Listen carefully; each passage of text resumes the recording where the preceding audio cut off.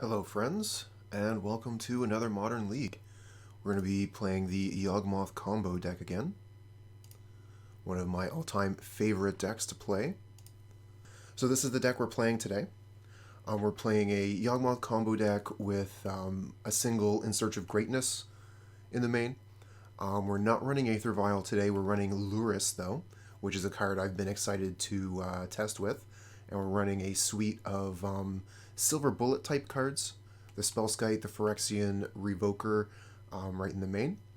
And the hope is that Lurrus is going to allow us to replay some of these types of cards if they get destroyed. Okay, as far as other changes in the list here, I'm trying Hapatra. I've been eager to try this card for a little while as well. And I figure with the Lurrus, it's more attractive than without. And then finally, I'm running a Blight Beetle in the sideboard instead of the Eldrazi. I haven't been seeing very much mill lately, but the Heliod deck is overrepresented in the meta right now. So I wanted a good answer to the deck, and this is one of the best silver bullets that we can find versus Heliod. Not a fan of this hand. We don't have any plays in the early game. We're going to mull this. This is much better. I think we probably get rid of land or Cutthroat.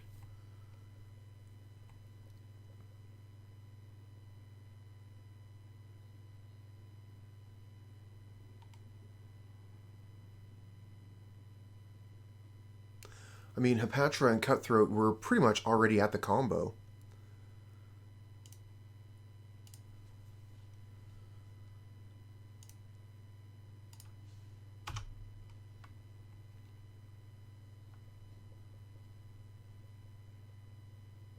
Ooh, Relic of Progenitus right off the bat.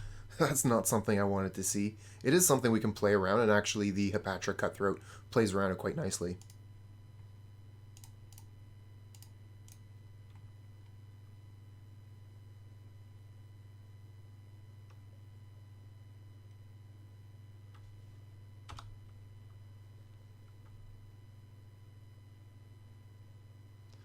I guess we'll find out soon.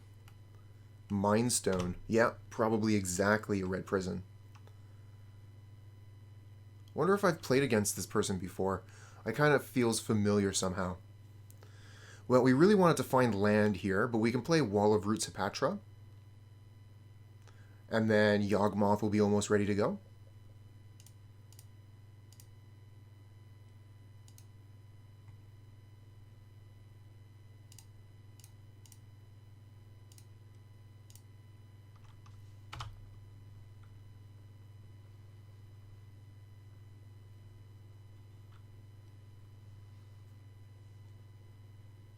Okay, they cracked the Relic of Progenitus. That makes the combo a little bit easier for us. Ah, Chandra. So what are you going to do with that? Kill Hapatra or something? Maybe kill our mana?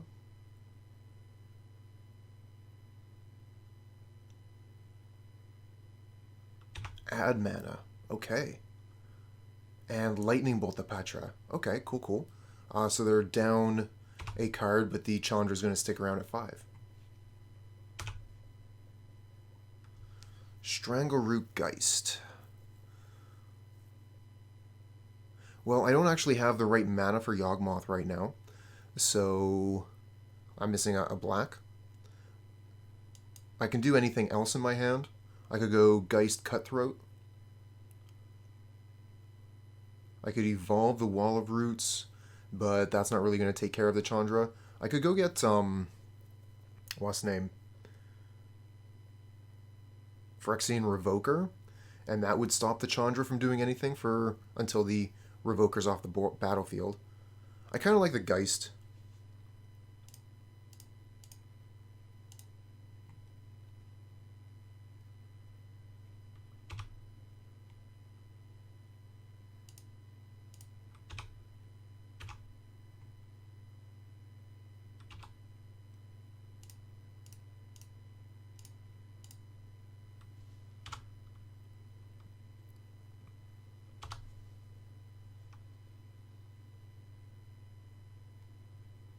Oh, another Chandra on top.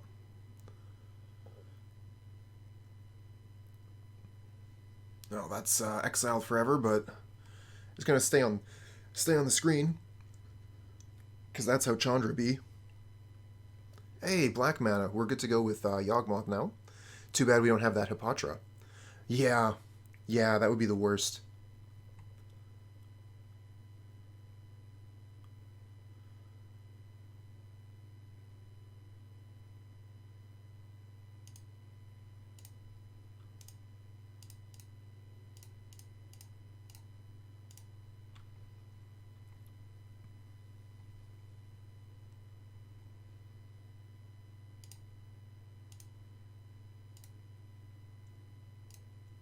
Alright, let's sacrifice the Geist so we can potentially kill the Chandra here.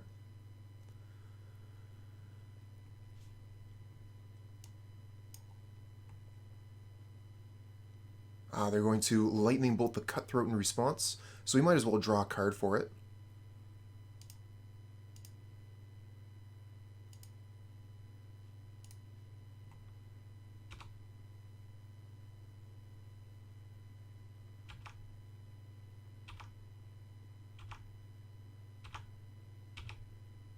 Chord of Calling, huh?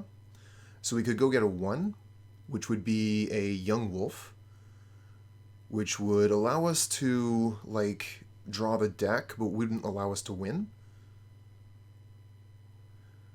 But if we attack them,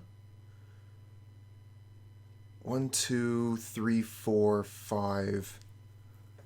I was just thinking, like, maybe we could go get a zombie, but we couldn't do that on the opponent's turn if we attack. And we would need to attack in order to get them to a lower life total than us. 1, 2, 3, 4, 5.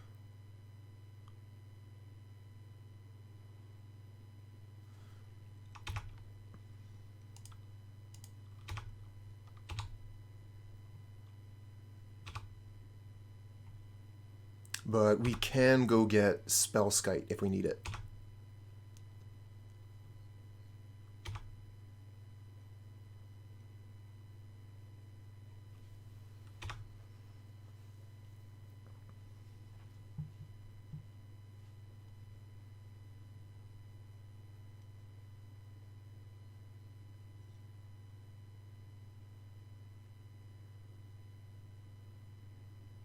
Okay, so Chandra's adding mana.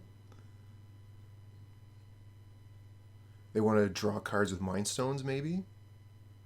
Or they have a plan. They have a plan. Ooh, that's a good one. The spell can't be countered. Chandra deals 3 damage to each non-elemental creature, so that's basically going to wipe my board.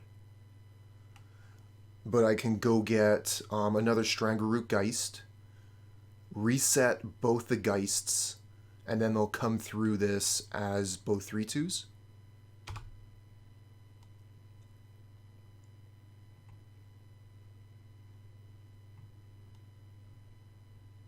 Oh no, they're -X to kill the Yawgmoth. So let's go get Spellskite.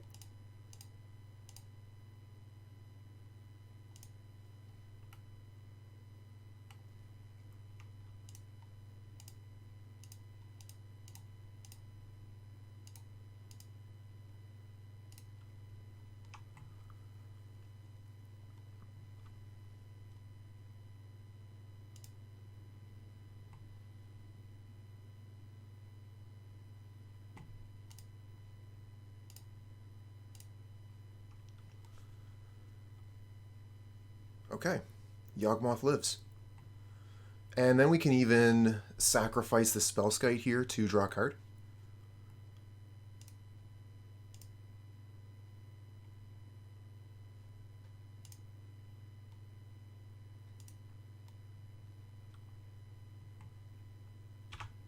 Which means the Spellskite is safe in the graveyard. Okay, we draw Geralf's Messenger, and I think we have enough mana to Eldritch Evolution for something as well.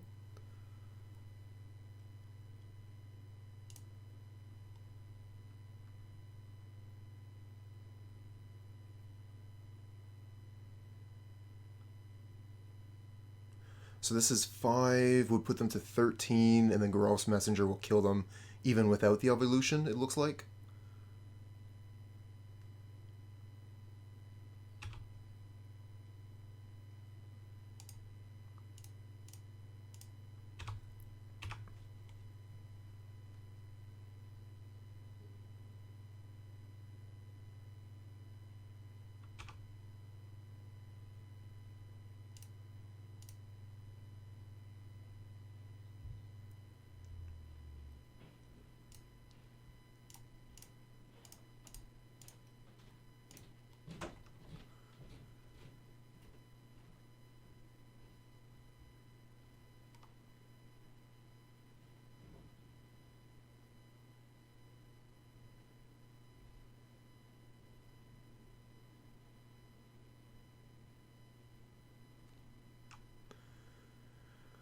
Well, this is a pretty good position for us at the moment, but the 1 mana up here could be who knows what.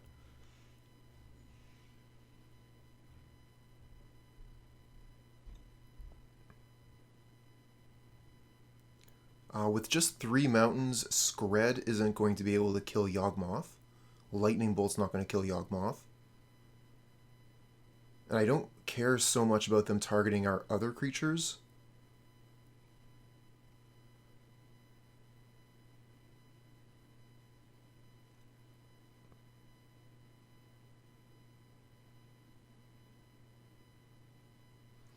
I wonder if I should be able to sacrifice this Wall of Roots to the Eldritch Evolution if I use the mana ability. I know it would die as a state-based action, but the cost is part of the spell, so maybe I'm supposed to be able to do that. Okay, so this means we can't Eldritch Evolution if we want to save the Geist, which we want to do.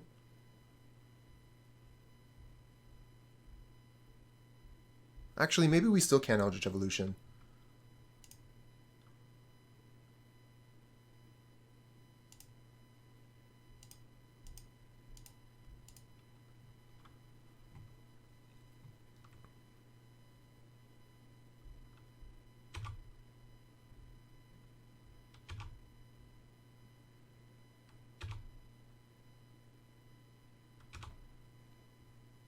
Okay, it looks like they're tapped out, so they should have no resources left. We're going to go evolve for another zombie and kill him.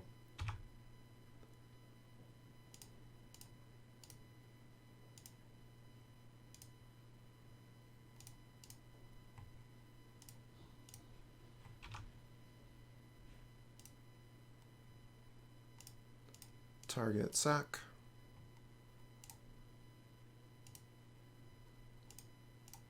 Target sack. And target sack. One more time. Target sack. Okay. Got game 1. So they're playing some sort of weird prison deck. Assassin's Trophy seems fine.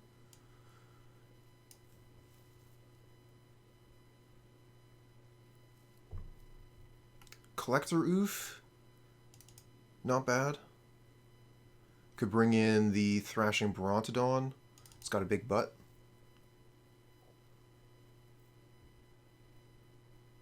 Take out the Hapatra. If they're not running too many creatures, Hapatra's not as good. Same thing with Chupacabra.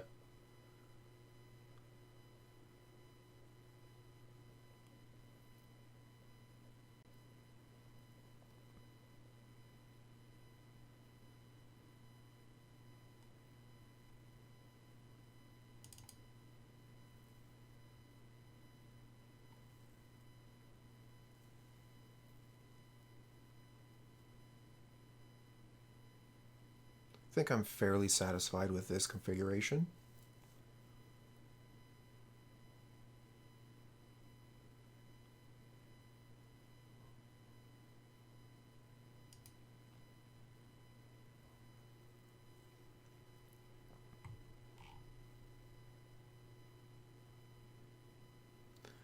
Yeah. This hand's great. We are missing the black mana, the third black mana for Geralf's Messenger. So we're not going to want to play Temple Garden until we have no choice. That'll be like our third land or something. Okay, Grafdigger's Cage. It's a good one, but we do have an answer to it.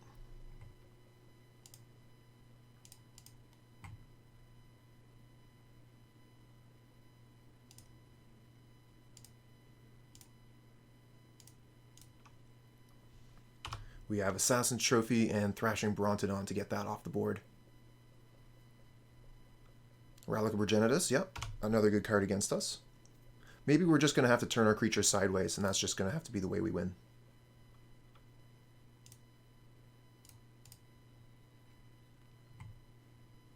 Let me just go ahead and ban these people.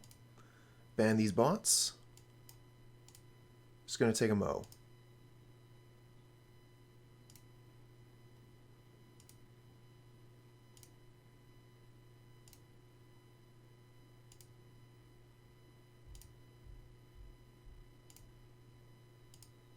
Okay. Got rid of the bots. Back to the game. Where were we? Wanted an Overgrown Tomb.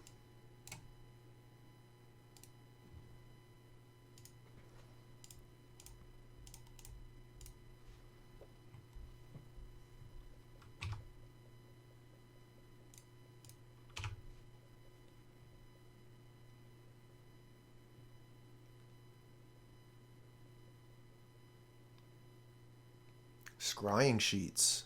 Okay, that's a good one. They're going to be able to start looking at the top card, get some card advantage going with that. We're looking for a black mana source. Not quite, but we do get Chord of Calling here. Chord of Calling is not going to do anything with Grafdigger's Cage on the board.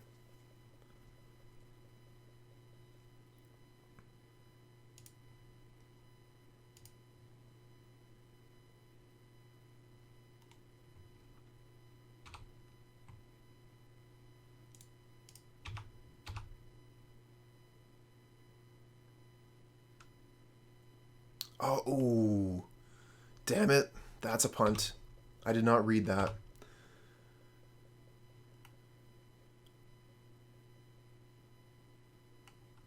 That's my bad.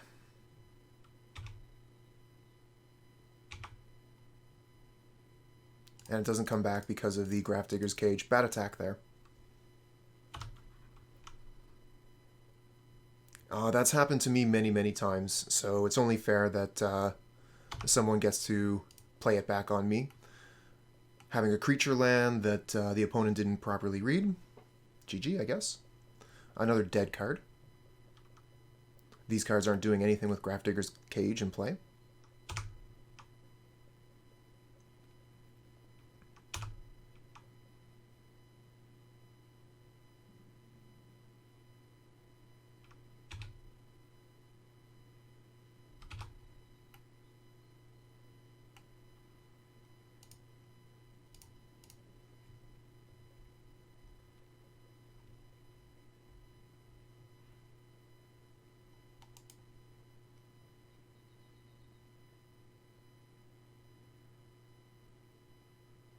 So we're just going to have to sit back on our heels here for a little bit. This is going to be a difficult game to win.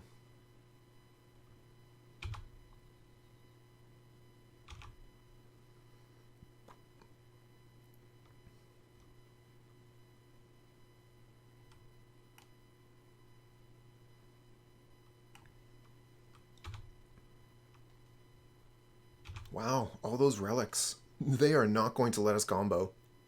No way, no how. Again, Chord of Calling doesn't work because of Grafdigger's Cage.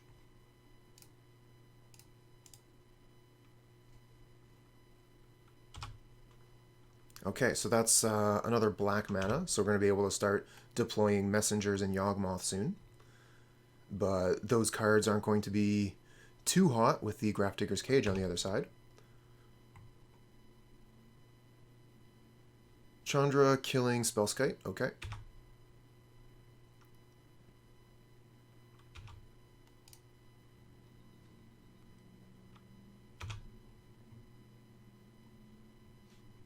Ooh, the Assassin's Trophy. So we can get rid of Grafdigger's Cage now. 1, 2, get rid of Grafdigger's Cage, and we have 1, 2, 3 left, so we could go get... No, we can't evolve, unfortunately, but it is something. So the question is, do we Messenger or do we Trophy the Grafdigger's Cage? I think we start with the Messenger right now.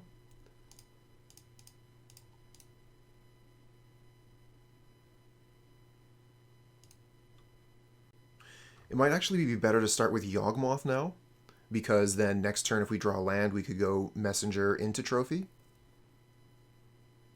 But that would also expose the Yawgmoth,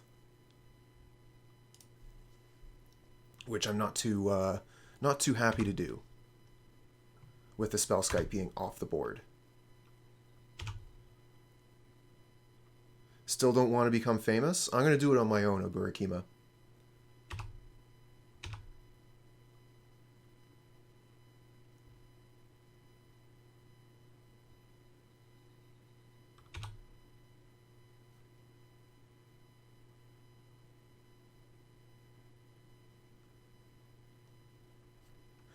Yeah, I was feeling the same way. If we lose one, it's not too bad.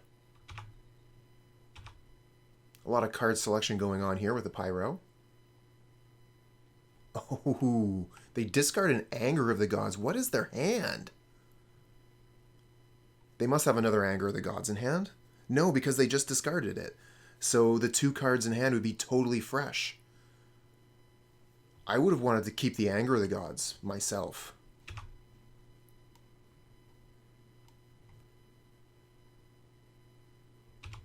I guess. Still pretty risky. Anger is just so strong, but yeah, they do have a lot of good cards against us here. Dryad Arbor helps with the Chord of Calling. Not much else.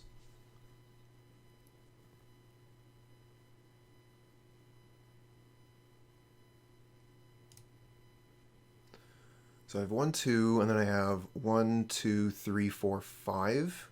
Go get a 2-drop.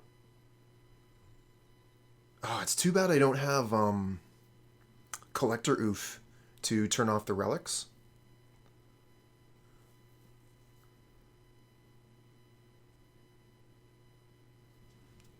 I think I probably want to Trophy this turn.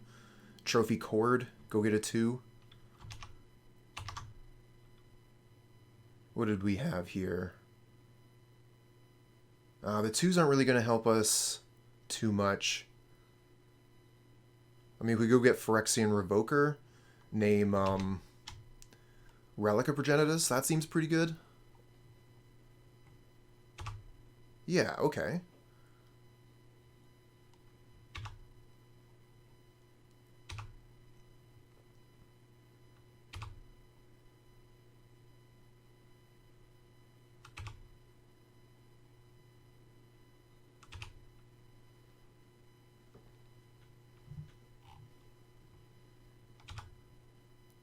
Snow-covered mountain, so we just take damage there. Pithing Needle. Oh, that's a pain.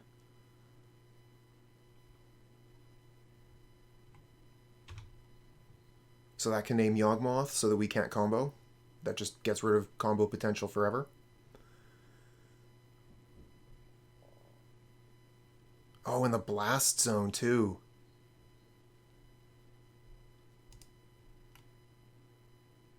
Oh, neat. So yeah, we're definitely going to be bringing in the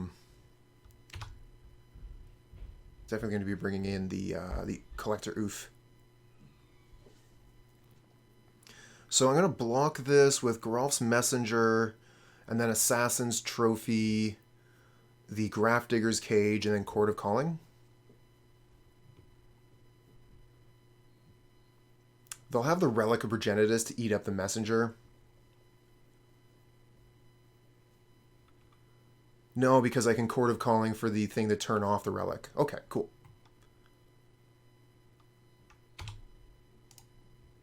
Block here. Assassin's Trophy this.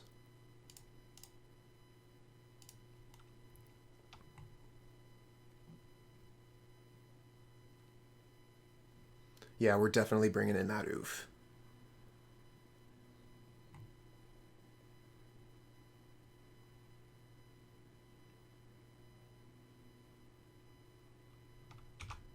Yep.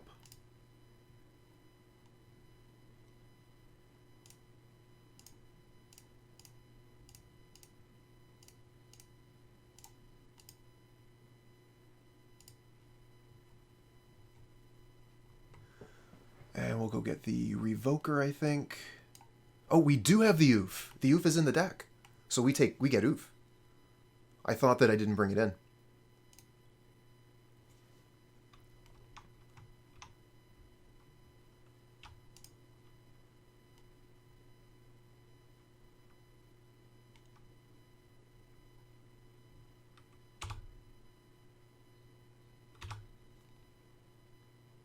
Hey there, handsome.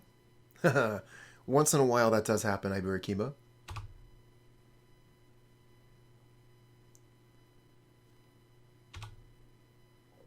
Okay. So we're back to our turn again.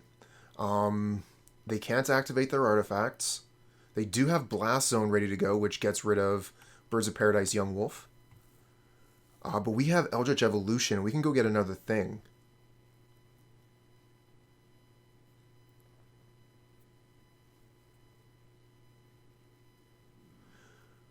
Like, we could go get Thrashing Brontodon to get rid of Pithing Needle.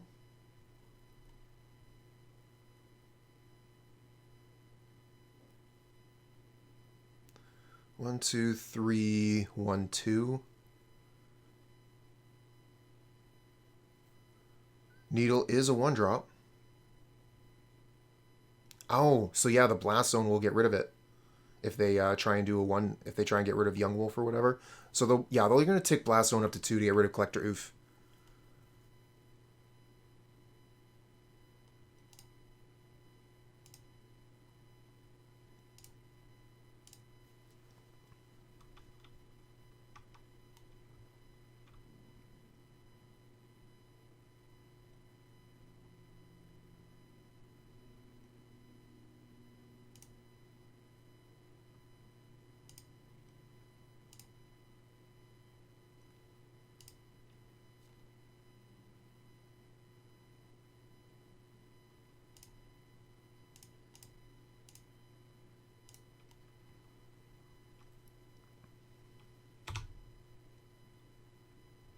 Alright, we don't have any good attacks here.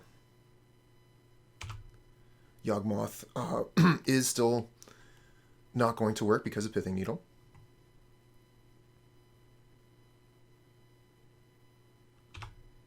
Oh, they're going to make some more tokens here. I thought they were just going to tick up Blast Zone to 2 so they could get rid of Ouphe right away. Maybe they just don't care about the Ouphe that much.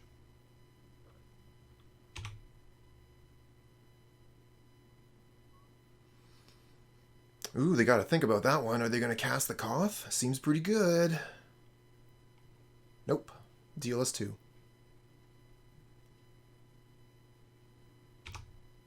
Another Pyro. Draw 2 cards. If it's a pair of Lightning Bolts, we're just dead. They got actually decent attack as well. They can just like throw these elementals at us. They'll get some damage in. Yep, that's what they're doing. Alright, so that's a human. We'll block that with Yawgmoth. And then block, block, block.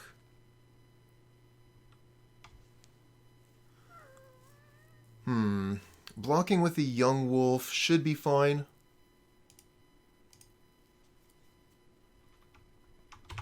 So we'll go to 4 here.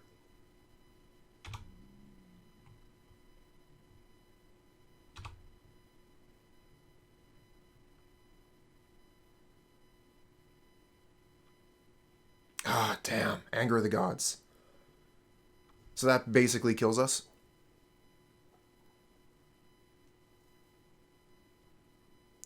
Like, we could draw cards with Yawgmoth, but every draw we lose a life.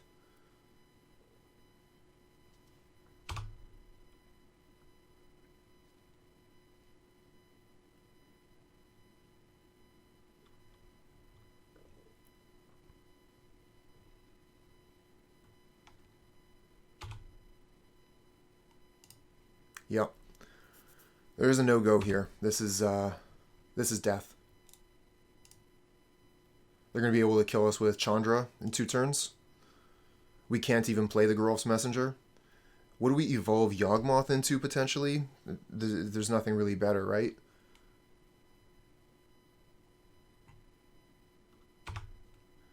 And also, like, I've got 8 minutes left to win this this match. So we're going to concede here. I'm not going to spend any more time on this particular game.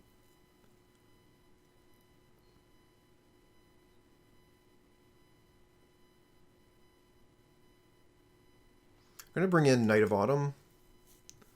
Probably take out the Lurrus because they're focusing so heavily on our graveyard. I don't know that Lurrus will ever get any value.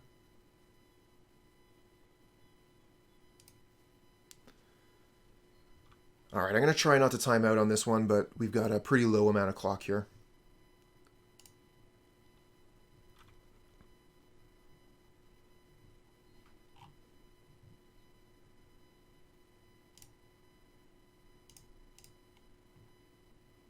Go get Overgrown Tomb. Play Yawgmoth.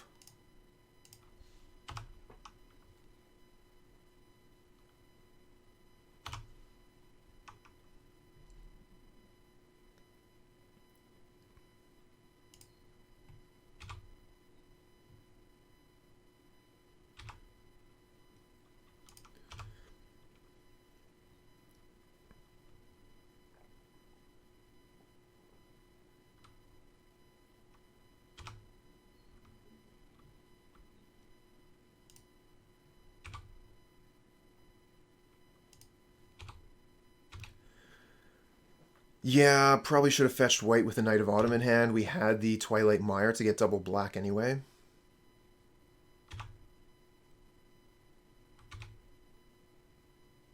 So yeah, definitely should have fetched the Temple Garden there.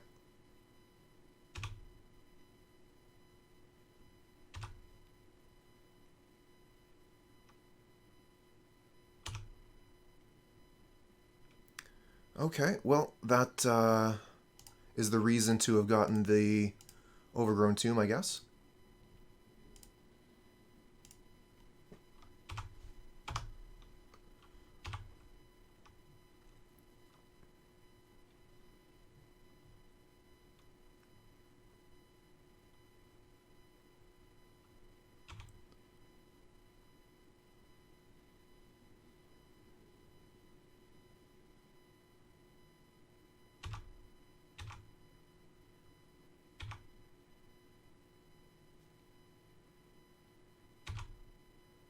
There is no Godless Shrine, handsome.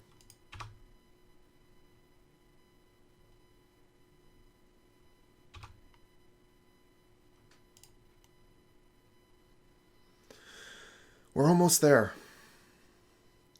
We can play the Yawgmoth, but we don't quite have the combo because the opponent has too much life.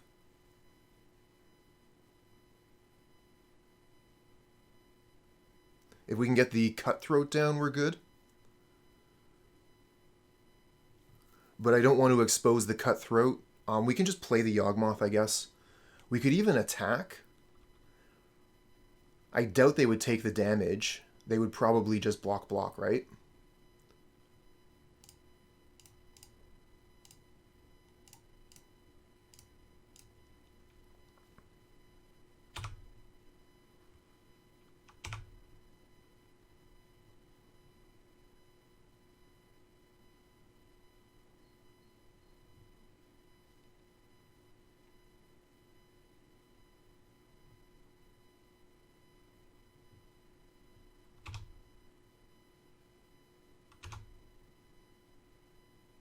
Okay, everything coming in. Let's do some blocks. Block a human. Block a human. You can block this, and you can block this.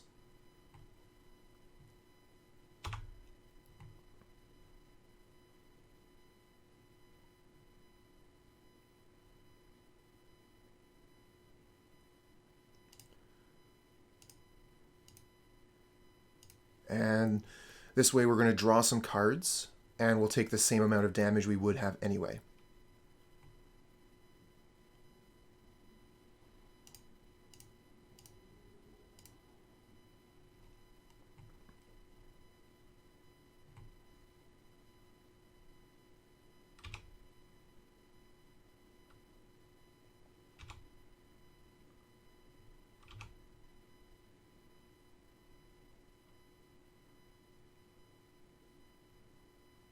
Love that protection from humans' claws.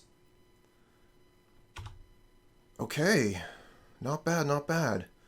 So let's see here. How much mana do we have? We can put down the Strangleroot Geist and then the Cutthroat, and it should be GG.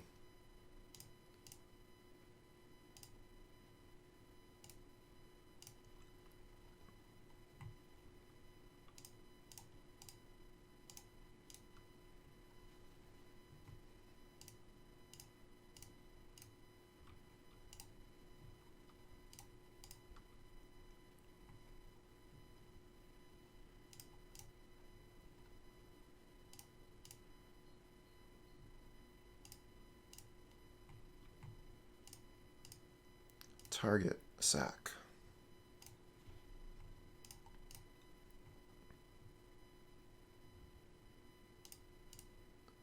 Target, sack.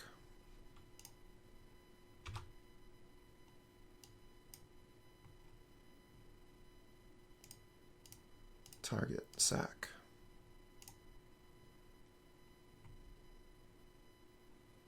Oh, they have another lightning bolt. Damn.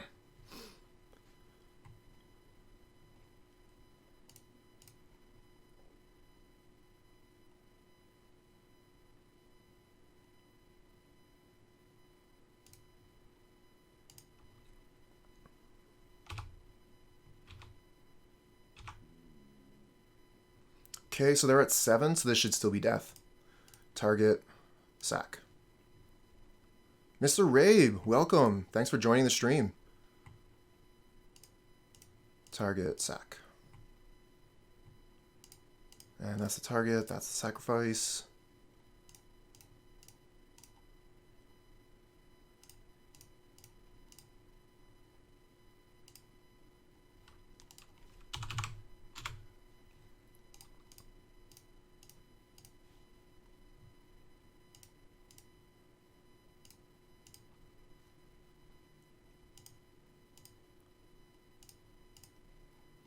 There we go. Close one. A little bit of an awkward hand because of the Twilight Mire not producing green first turn. So we're not going to be able to deploy the Yawgmoth right away. But we can 2-spell on the turn 2. I think it's good enough to keep.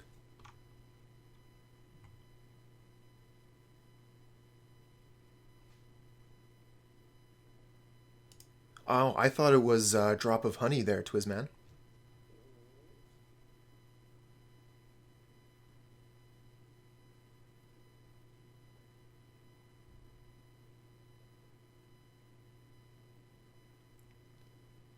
Oh, that's cool, Mr. Rabe.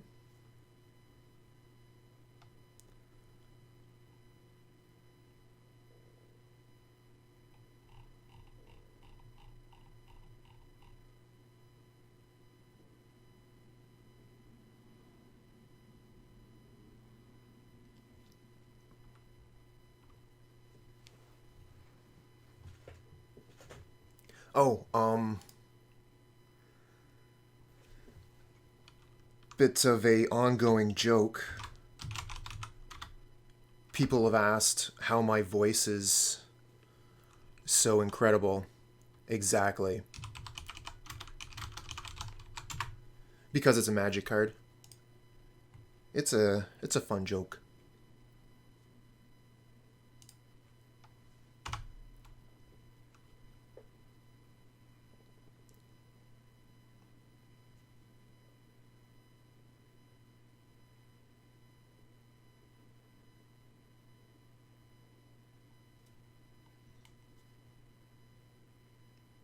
Inuyasha, welcome. Ooh, that is not what I like to see. Okay, that's gonna be difficult. Thanks for the follow, friend. Ooh, the Lurrus, though. That's cool. I like Lurrus versus Control. That's kind of one of the reasons it's here.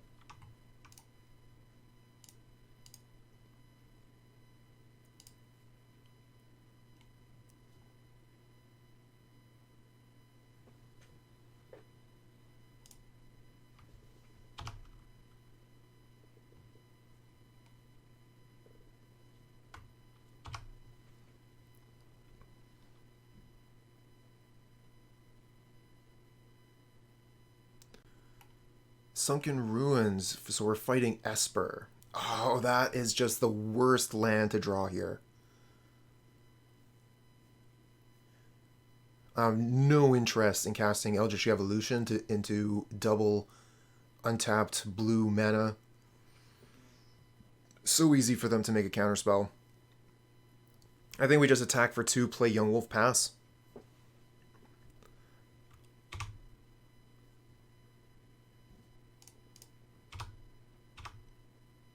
This is definitely one case where choosing to play 2 Urborgs was a pain, but if this... Like, I switched one of the Urborgs with a Twilight Mire, so our opening hand could have conceivably been double Twilight Mire, and we would have never kept that. So, it is what it is.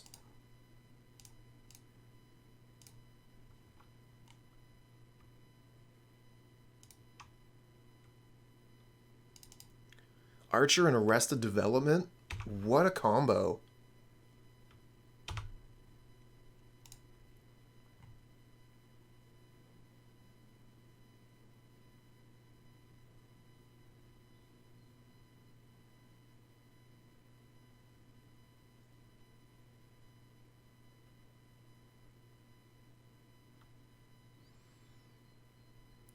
Fatal Push on the Essence Warden? Sure.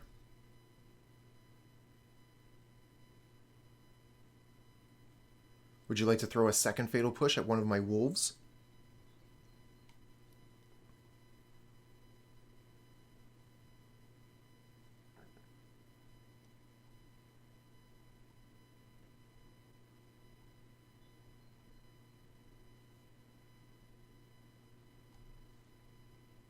And if they were, they'd just be coming right back. Oh, opponent has never seen Yawgmoth combo before. Let's see if we can educate them.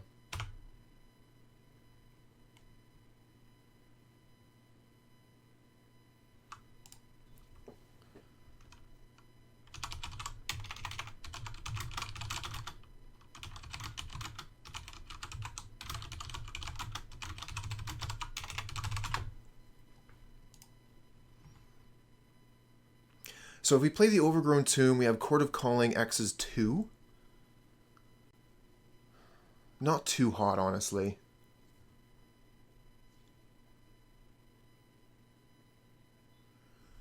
Yeah, I think we're just going to go ahead and attack here.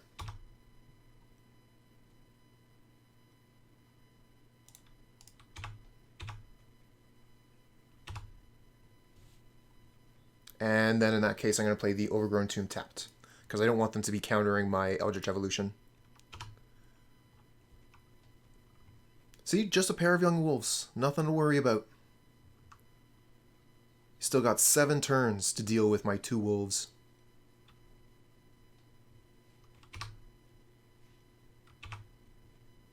Ooh, Wall of Roots.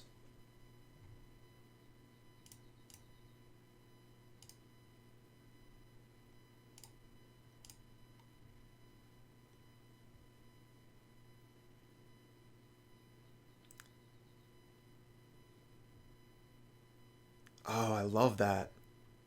That is some fine flavor text. Give me a minute and I'm going to read that out. So let's see here. That's 1, 2, 3, 4, 5. Yeah, attack.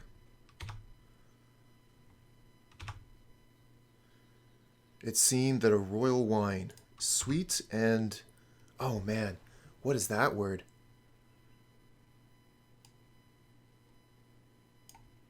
I don't even think I've ever seen that word written before. Puissant. Puissant. It seemed that a royal wine, sweet and puissant, was poured into his mouth from an over-brimming cup. I would love to get a job reading audiobooks. I think that would be so cool. Puissant. So maybe it's pronounced puissant.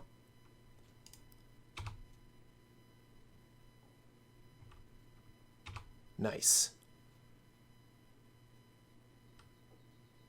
Okay, well, they still have counter magic up, but we can do a Chord of Calling thing during their next turn. 1, 2, 3, 4, 5, 6, 7. So we can attack with one of the wolves. Yeah, you got it, Twizman. That was a sweet quote. I loved it.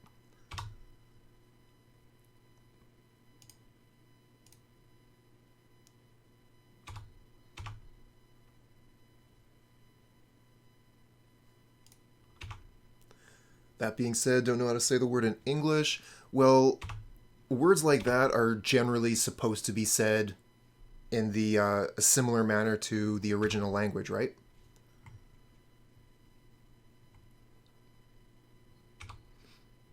Okay, here we go.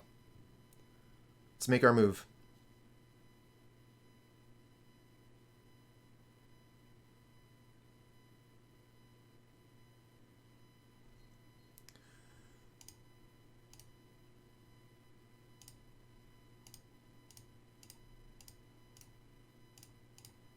Oops, Alt-Z. There we go. Don't need to pay life. X is 4.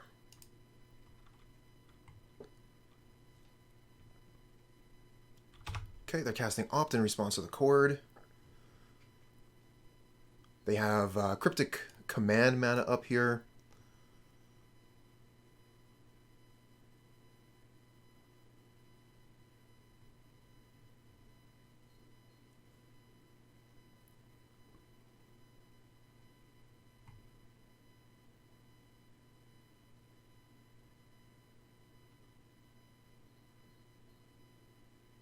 Ah, okay. Archmage Charm, counter the spell.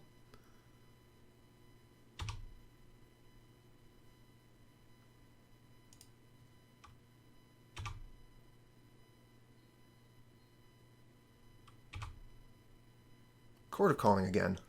Interesting. So we could go get a 3 potentially. That's not too hot. I kind of like play Lurrus, play Wall of Roots.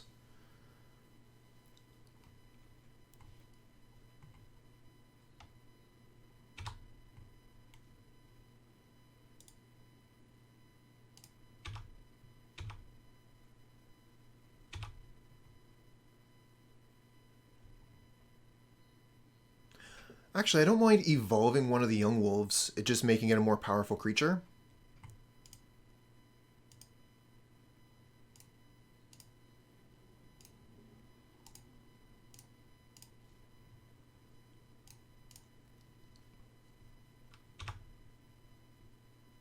Oh, that actually resolved? That's not supposed to resolve.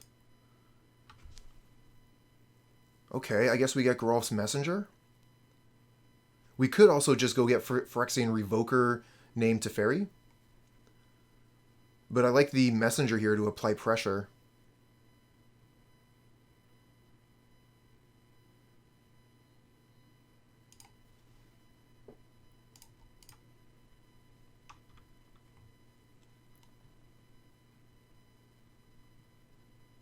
Ah, the pressure is significant. We could play the Urborg here, it looks like. I don't see too much value to that, honestly.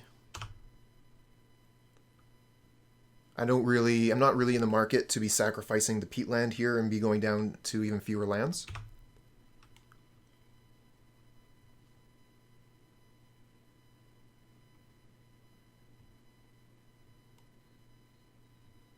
But the Chord of Calling could potentially get us a instant speed win if they try and tap our creatures pre-combat. But they do have a lot of mana here, so even though we have the pressure, the win is still pretty far off.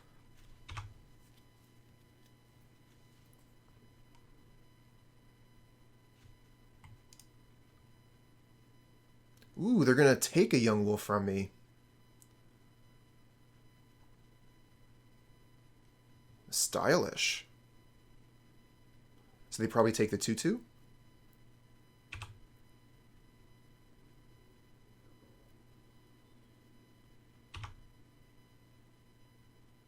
Sweet move.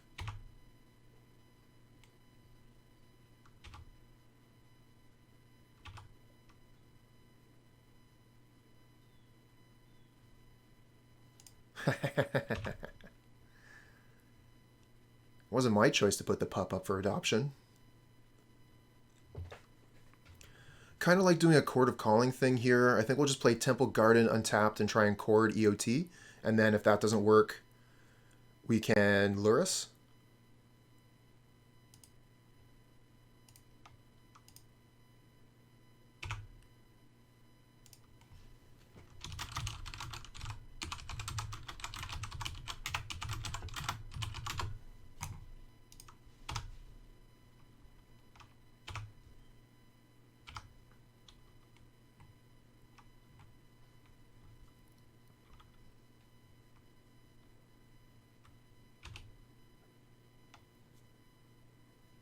Oh, because I want to be able to Chord of Calling for Yawgmoth.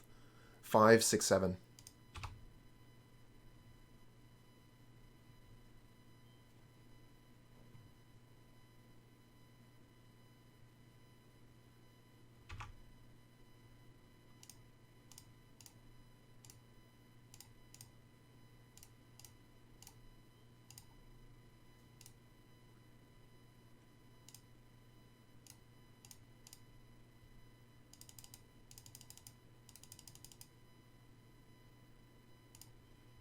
Yeah, Guile is one hell of a magic card.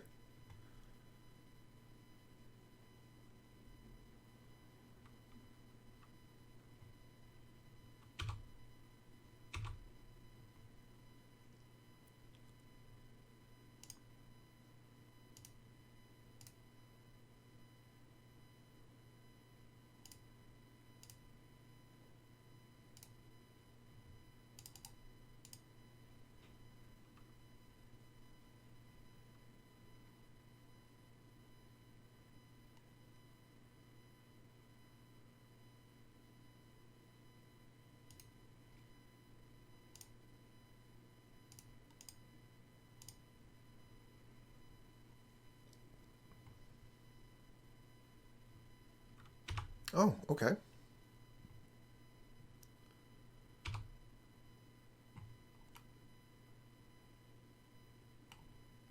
So, Teferi's about to ultimate here. We're basically dead.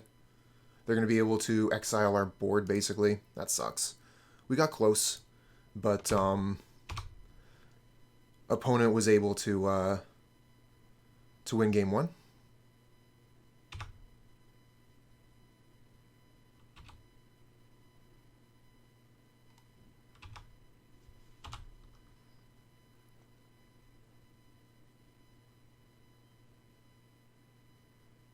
Ooh, they eliminated the Lurrus.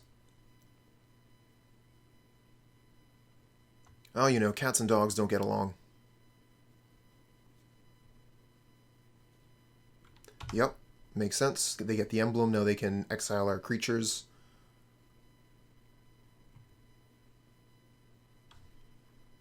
Dryad Arbor. Let's start by drawing a card, I guess.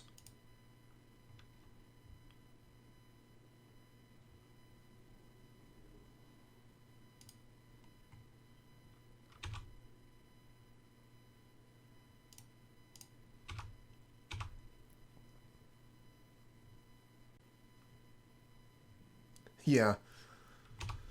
I mean, this one's a creature land, so that's good enough, right? No deck. No, it's not.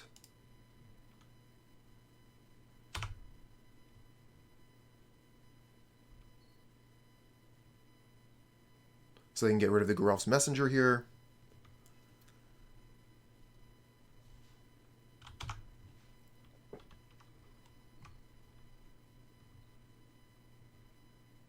Oh my turn again?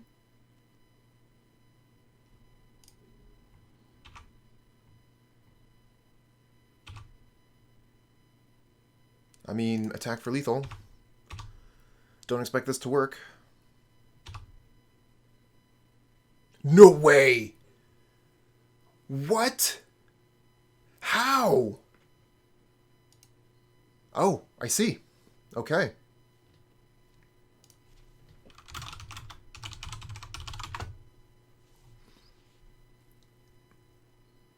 Yeah, that Dryad.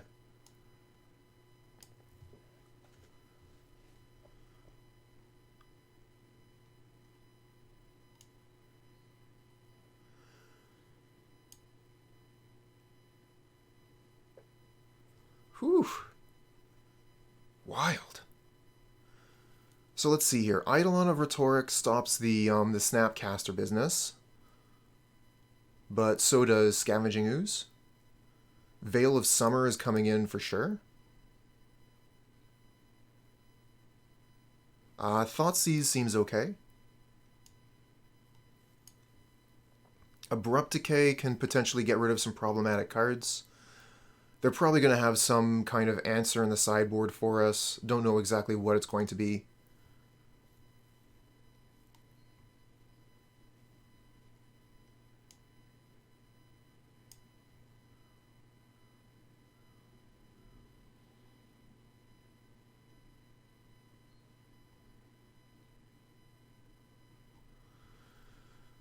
So let's see here. I want to take out Choop. I want to take out Hapatra.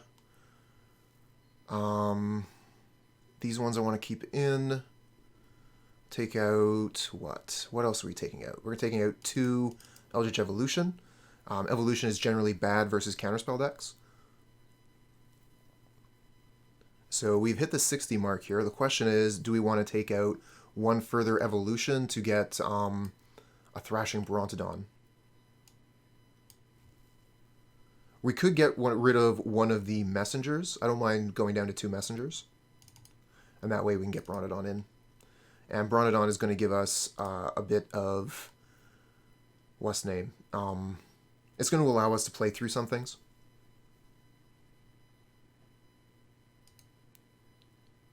It means we will potentially have an answer in deck to like Grafdigger's Cage or whatever. Yeah, this hand is fine. We'll keep. We can go first turn Thoughtseize, second turn Wall of Roots Yawgmoth.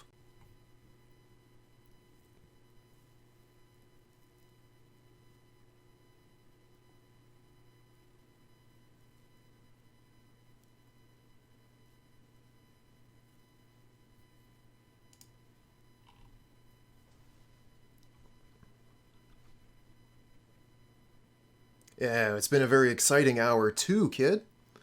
Glad that you ended up making it over.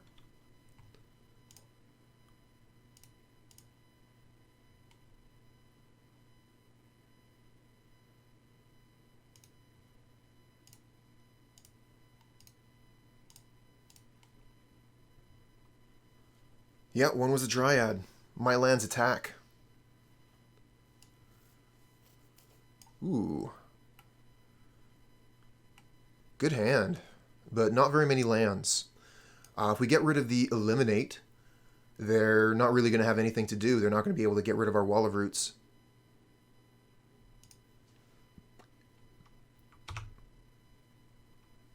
Kaya's Guile is pretty good against Undying creatures, though. We sacrifice the creature, Undying goes on the stack, but it wipes the graveyard before we get the chance to bring the Undying creature back.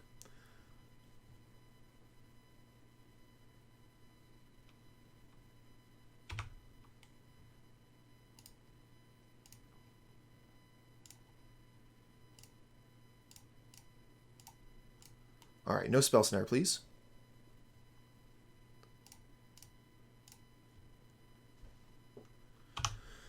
Getting there. We're pretty close. Okay, opponent did find land, so they have access to Kaya's Guile. Ah, we miss land. Damn. All those Yawgmoths.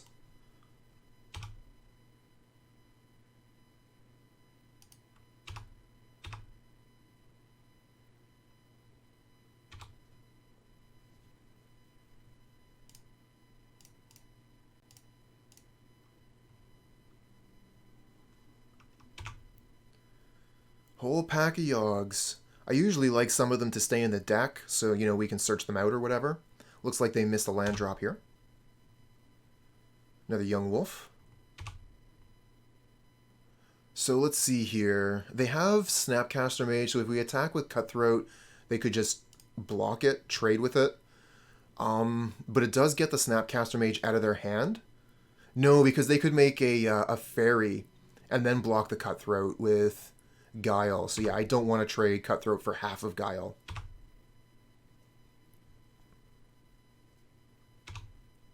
I mean, that seems pretty good. Yeah, I would be into that. Get some creature lands.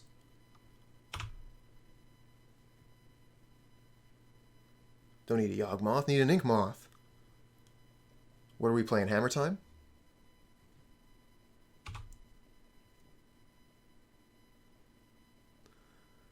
Alright, so they found their final land. They have access to Cryptic Command now. They have access to Snapcaster Mage Eliminate. We were not able to capitalize on their missing lands because we missed so many lands.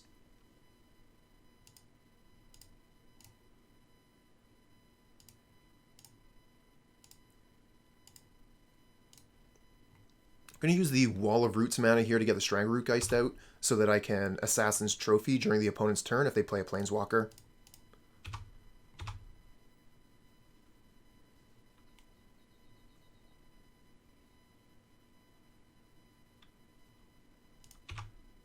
Yeah, I was kind of hoping they were going to do the same thing, that they were also going to miss lands.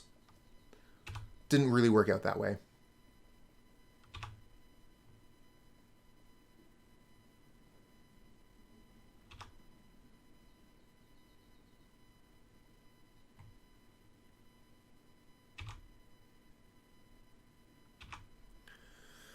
Okay, so they can block the Strangleroot Geist and then eliminate it. This probably seems like their best play. No, they eliminate the Cutthroat. Yep, eliminate the Cutthroat and then block the Geist.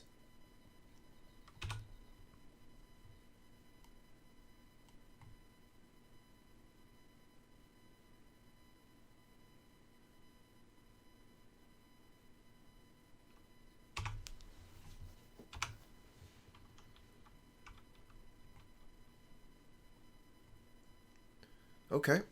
I mean, we've still got a board here.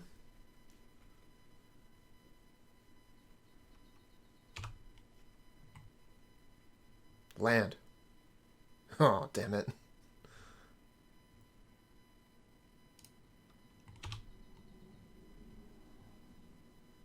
You want to tap my team? You're thinking about it. You're thinking about it. Ah, if we had the land this turn, we would be going off.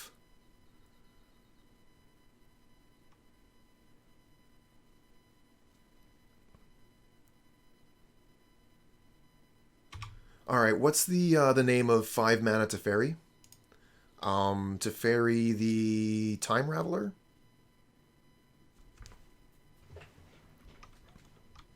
Hero of Dominaria. Thank you, Abirikima.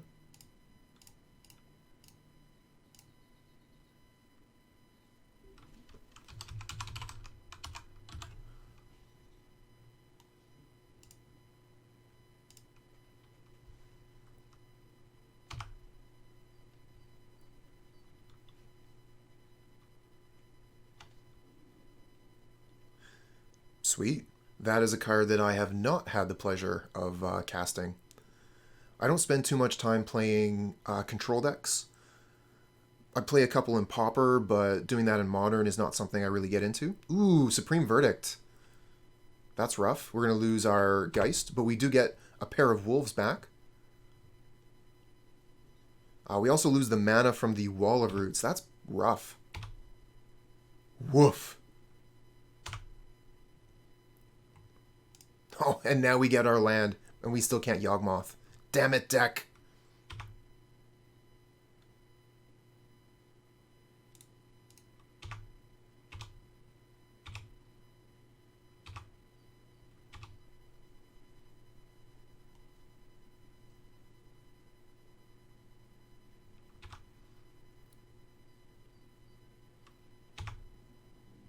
Okay. Tap my team. Tap my team. I shouldn't have played the land. Should have held it in hand until after combat. So that opponent didn't know we were still missing land 4. Okay, so they're going to Kaya's Guile here, I think.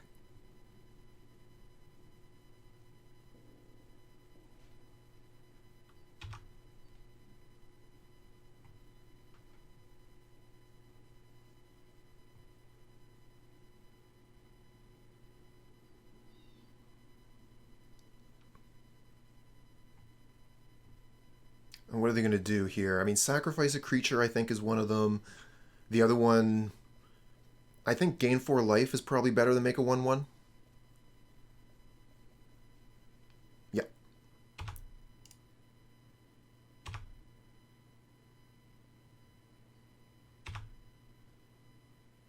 And finally, we reveal the deck we're on. Sacrifice the wrong one. Damn!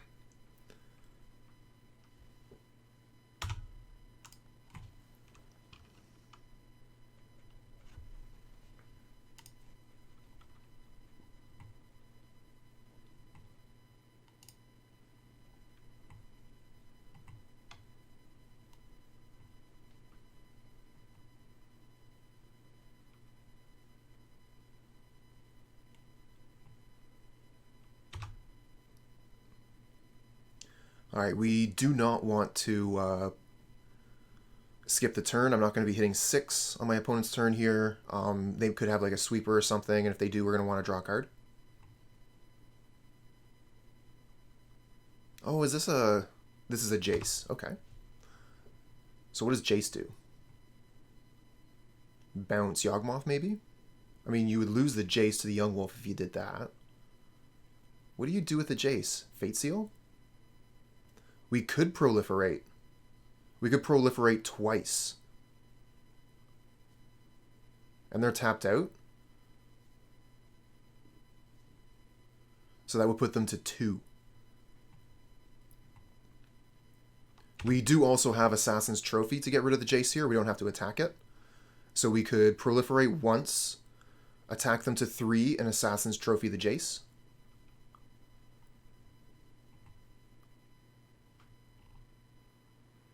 Okay, and they put a card on the bottom.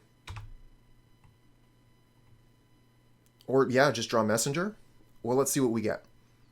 We could just win the game here. No, just a land. I'm pretty into discarding one of the Yawgmoth to grow the Yawgmoth, attack them, Assassin's Trophy the Jace. Non-lethal, proliferate, not good versus Cryptic.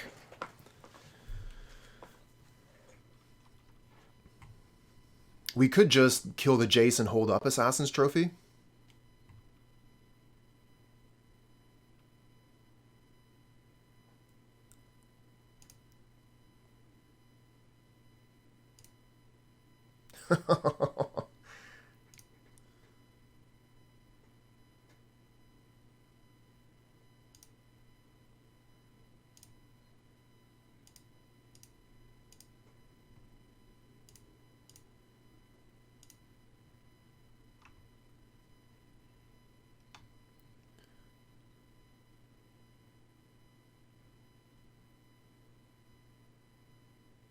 Proliferate Jace, please.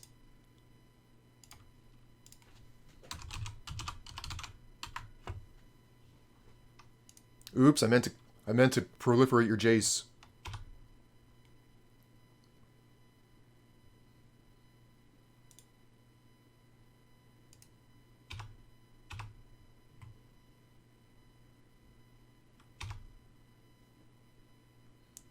That's a pretty good hit, actually, killing the Jace like that.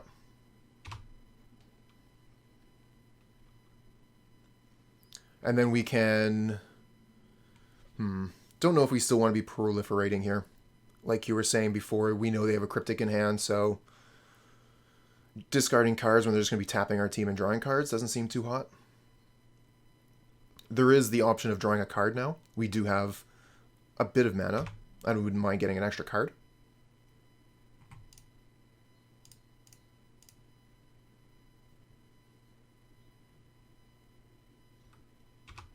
Oh, another Yawgmoth. And a Strangleroot Geist. Wonderful. If we cast these things now, we're casting them into Cryptic Command. That doesn't seem too good. Let's go to combat. Get them to potentially Cryptic Commander attackers. No, okay. So that's 5, 6, 7. That's not lethal.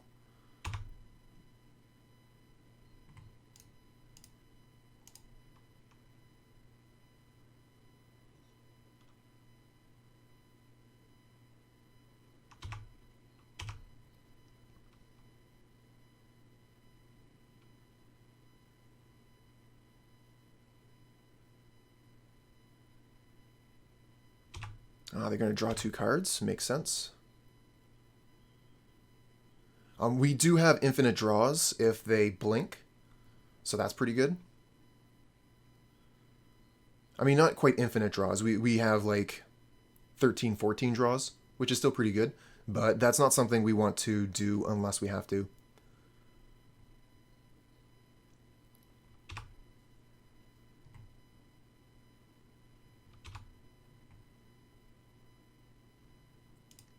That can go get Dryad Arbor. They're going to tap our team here.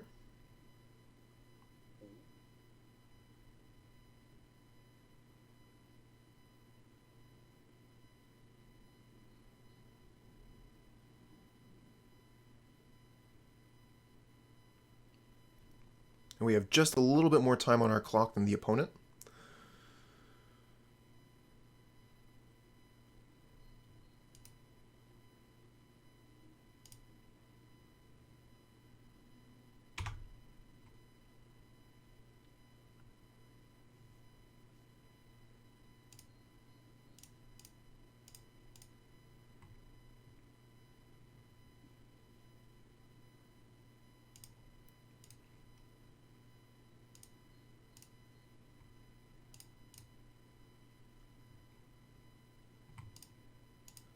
All right, let's see if we can draw one of our combo pieces. Search of Greatness. Neat. Doesn't actually do anything besides scry, though. Target... Yeah, target sack.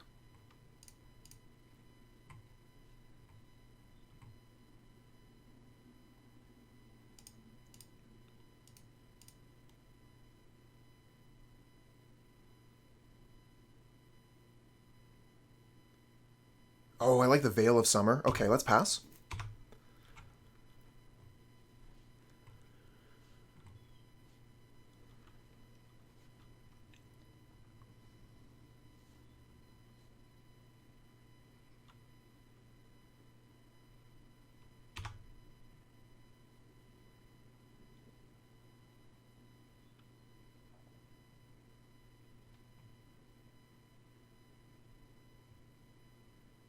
Fatal Push on the Yawgmoth, huh?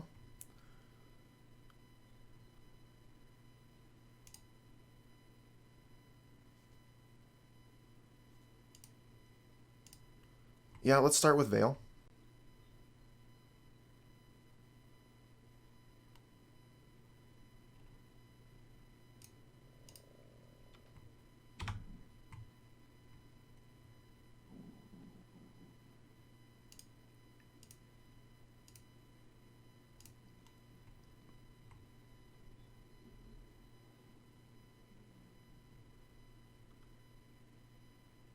Oh, shoot. I did that the wrong way around.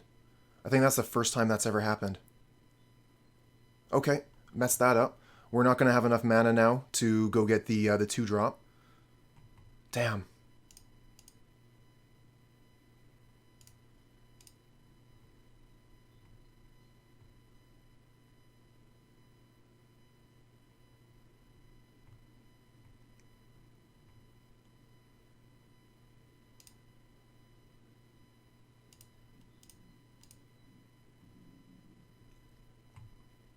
Okay.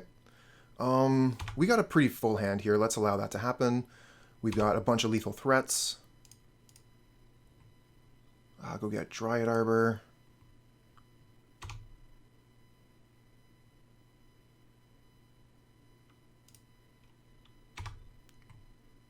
Pretend to go to combat.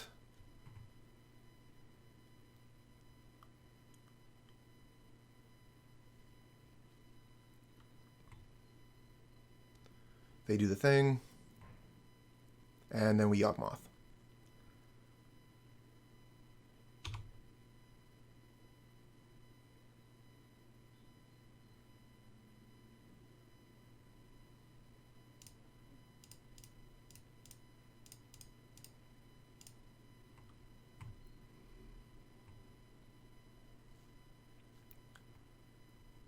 Oh, that was such a good line. I didn't think of that. Saint Elmo, so smart. That would have been GG. Damn, good line, bud.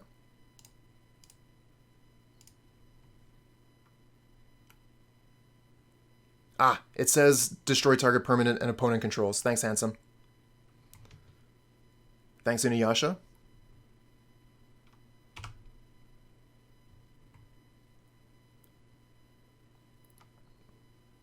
Okay, we're below time on clock now.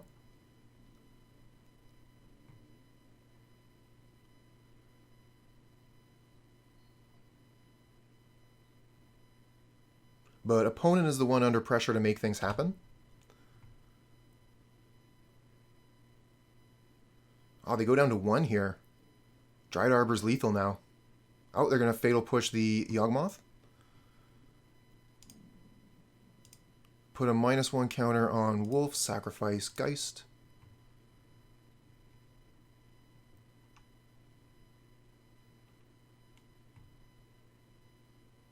Chord of Calling. Put a counter on Geist, sacrifice Young Wolf. This is only enough for a 1-drop here. So we could go get the creature that lets us just draw unbound cards. I think I would rather keep the Chord of Calling to go get Zombie to win the game.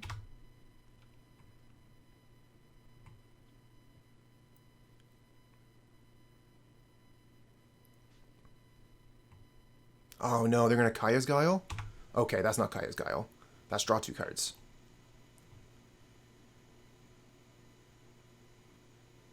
Okay, we're back on top on clock.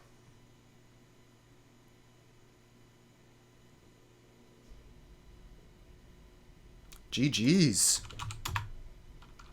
Good enough. We'll keep.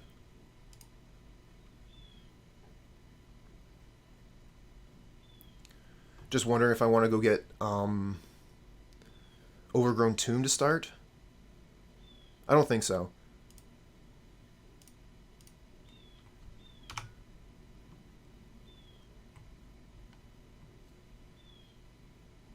Oh, basic mountain? Are you going to bolt the bird? No, it's a Swift Spear. Okay. We're going to put down, I guess, Essence Warden Strangleroot Geist here. Twilight Mire, okay. Nice.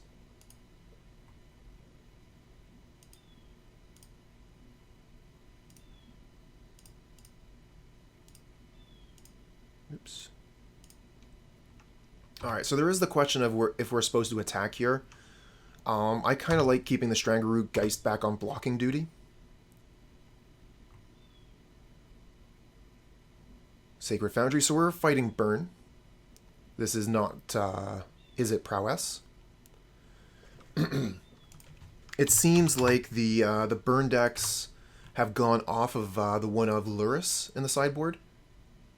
Oh, our opponent has disconnected, but hopefully they'll come back. I wouldn't mind a free win going for a trophy, but here they are. Yeah, we block.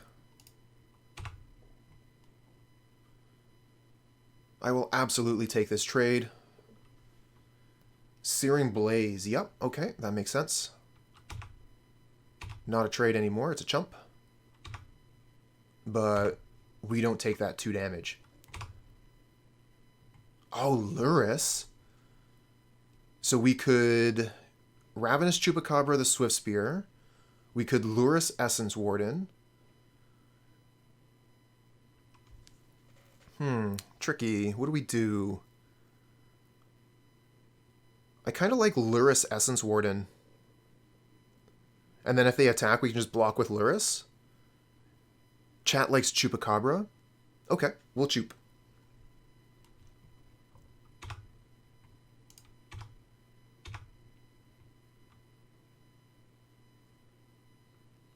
I mean, it's exactly the same mana efficiency. Lurrus into Essence Warden is still 4 mana. We're going to go get basic Swamp.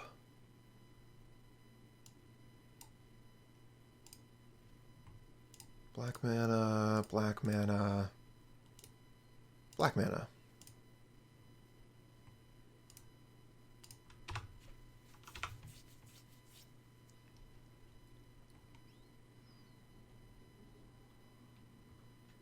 I mean, if we get another land, though, being able to go Lurrus into Essence Warden into Yawgmoth would be quite nice.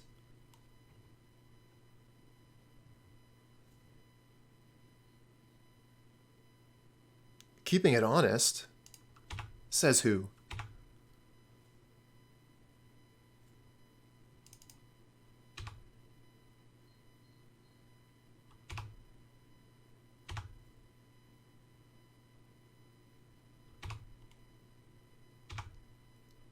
Okay. So we don't get the extra mana, but I'm definitely just going to play the Lurrus Essence Warden here. We also probably just attack for 5. We got a clock. Let's use it.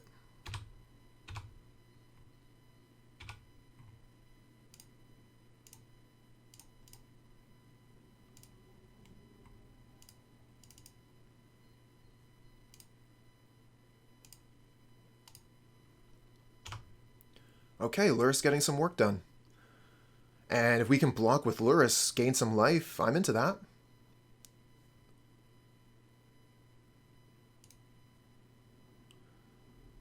Yeah, we've got a decent board here. The Essence Warden and Lurrus are both things the opponent needs to take care of. If we get to keep the Essence Warden for a turn, we get to gain 2 life just with these 2 cards. Yeah, we're definitely going to be blocking at least one of those creatures. Probably just the one. So we can keep the Essence Warden and gain those 2 life back next turn. I would not call this a good matchup. I would call this a difficult matchup. We do have Finks in the board, but the amount of pressure that Burn can put on us is difficult to deal with.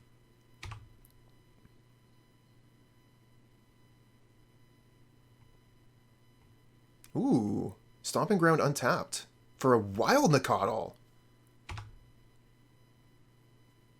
Oh, Jasano.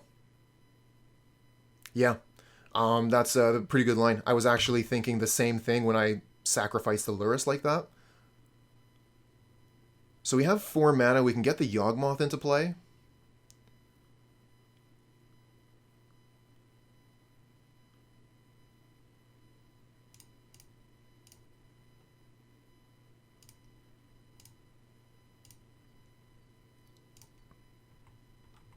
Gain a life.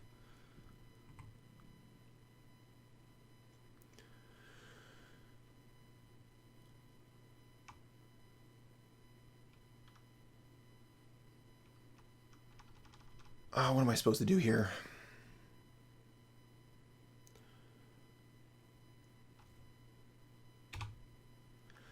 I'm wondering about that. I can shrink the Nacatl down to a 1.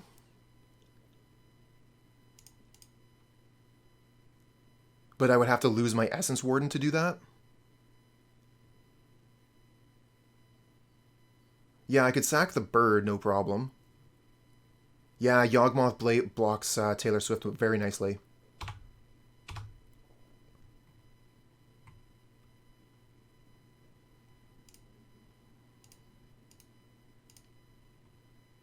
Ooh, Geralf's Messenger. Nice. I want to keep the Essence Warden here, so let's just trade.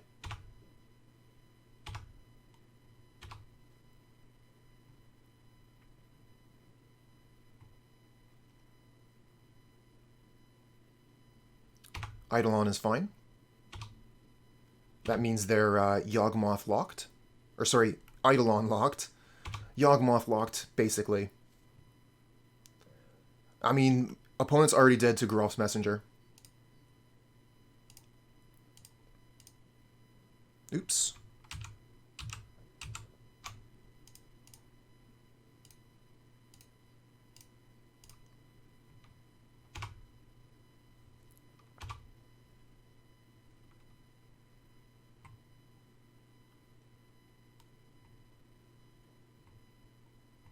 Oh, yeah, right. Like that.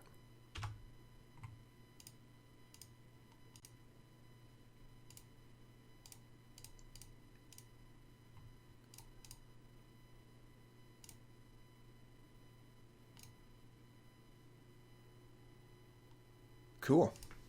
So we got game 1 versus Burn. That's pretty great. It's not an easy thing to do. It gets a little bit easier post-side. We have Knight of Autumn and Kitchen Finks to bring in. We also have Scavenging Ooze, so those things can gain us a little bit of life. Suck it, Zoo.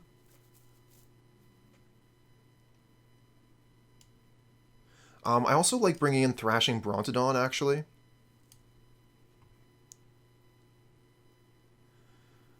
What about the Fatal Push? Assassin's Trophy, potentially. Let's look at the cards we want to take out. We want to take out one of the Messengers.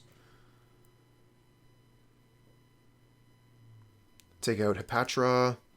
Take out Revoker.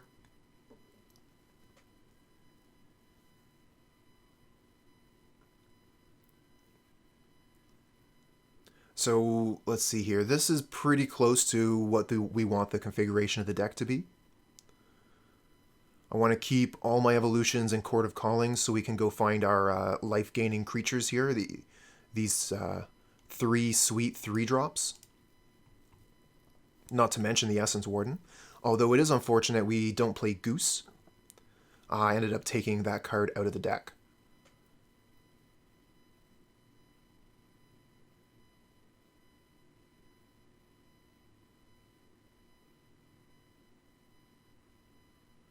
One more card to cut.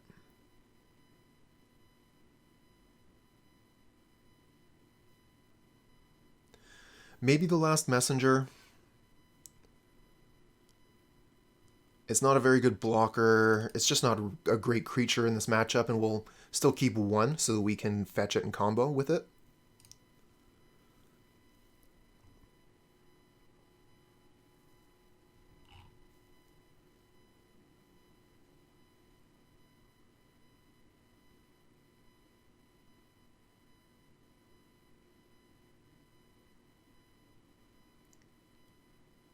Cool. So we're going to be able to go in search of greatness into Lurrus. That's kind of neat.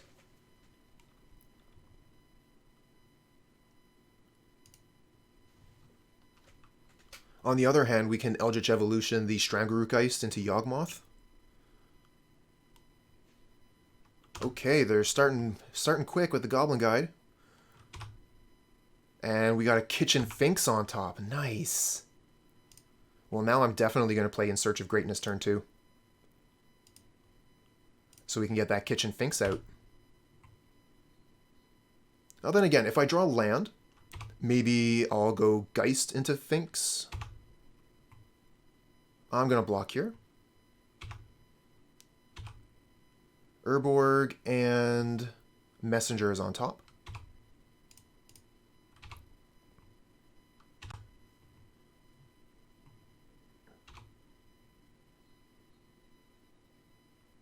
Yeah, I think I want to go Strangleroot Geist so we can get some blocks in. In Search of Greatness doesn't block.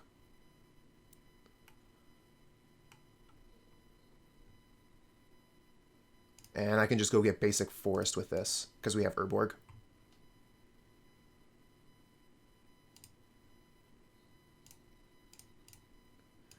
Would have been nice to cast the In Search of Greatness here, but we're under far too much pressure from the Goblin guys. We need to block.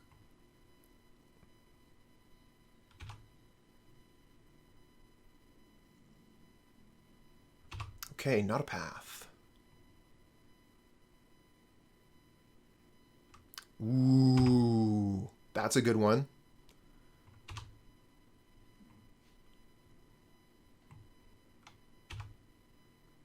Wall of Roots on top. Not bad. Yeah, go to blocks, double block. If you want to use your Relic of Progenitus here to get rid of my Strangleroot Geist, I will take that trade.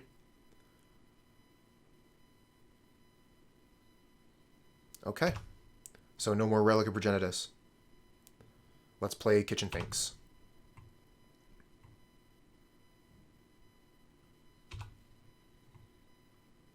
I wonder if I'm supposed to play In Search of Greatness now. The Kitchen Finks play would be better against creature, but we can go Wall of Roots into In Search. So yeah, let's do that. Wall of Roots into Search.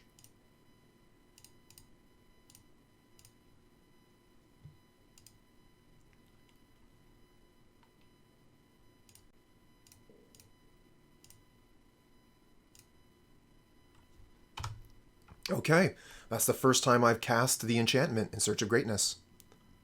What? Thunderous Wrath! What does that even do? 5 damage to me. Ouch. That sucks. But no more plays? Huh, okay.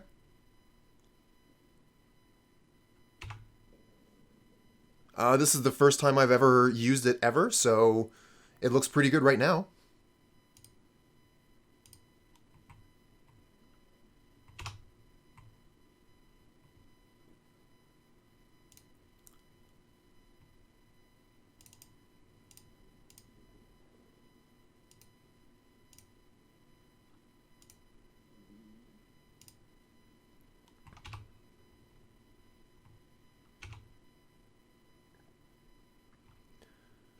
Alright, what do we go get with Eldritch Evolution here?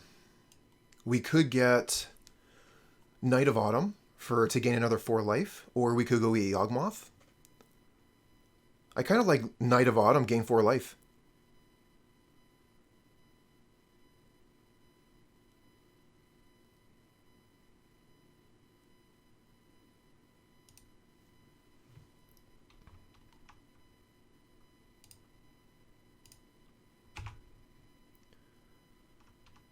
Okay, we have 2 mana left. That doesn't do anything. And we're going to be able to start scrying with In Search of Greatness until we find Yawgmoth.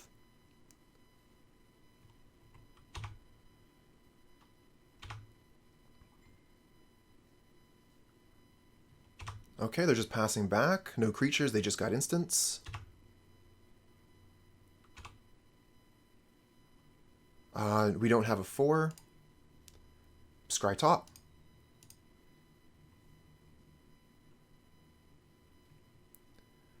Yeah, we only have the 1 Undying creature right now, so comboing with Yawg is not really something we can do at the moment.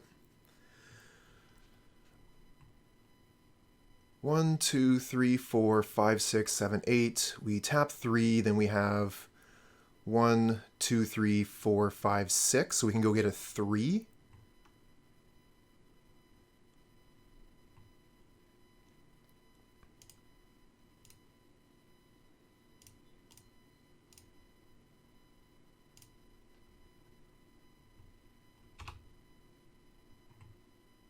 One, two, three, four, 5. 1, 2, 3, 4, 5.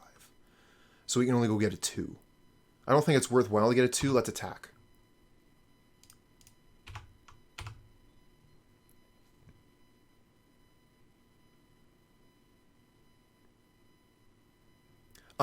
Strictly equal? Nope. The Chord of Calling is X or less than. What card did I replace for the enchantment? Some of the mana producers, either Goose or Hierarch or whatever you're playing in that slot.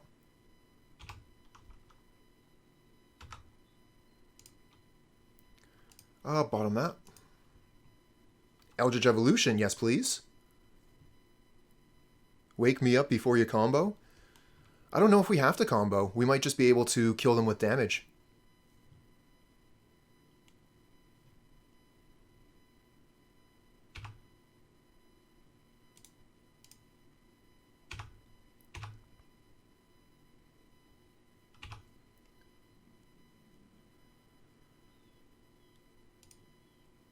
Oh, okay, yeah, Search of Greatness, it's equal to.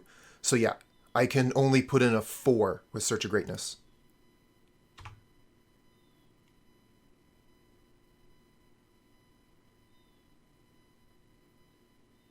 Searing Blaze on the Night of Autumn, you got it.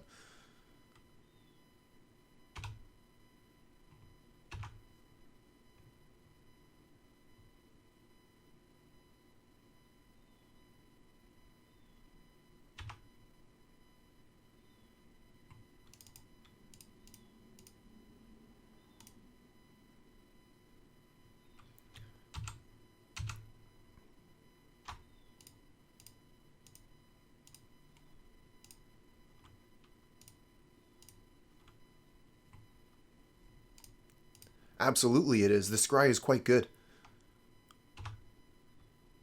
So we don't have another of these messengers. We took those out. So we could just bring in Yawgmoth here. And I think the Yawgmoth might actually be a win.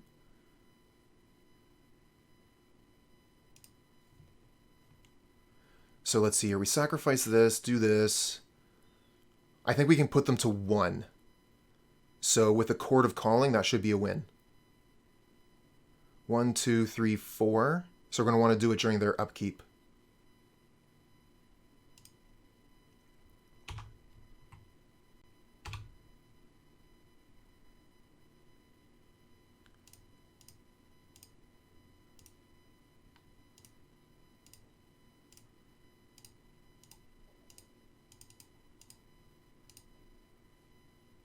X is 2. Go get Cutthroat. Okay, pass turn. Now we just wait for them to blink. No reason for us to go off until they've threatened us. We have 11 life, so we'll just wait until they do something that affects the board or until they concede.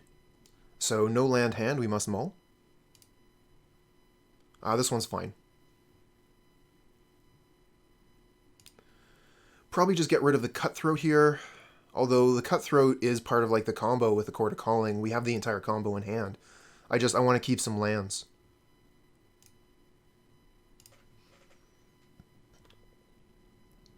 Okay, our opponent did mulligan as well.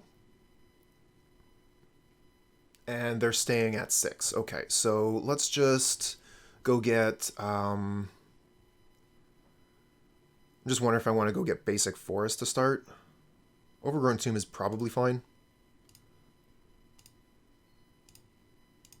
We're going to have to take damage regardless. Okay, we can take this stop off their upkeep. Temple Garden. Oh, they're Boggles. That's a surprise.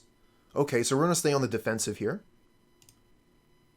And we can Eldritch Evolution next turn. We're actually really close to the win.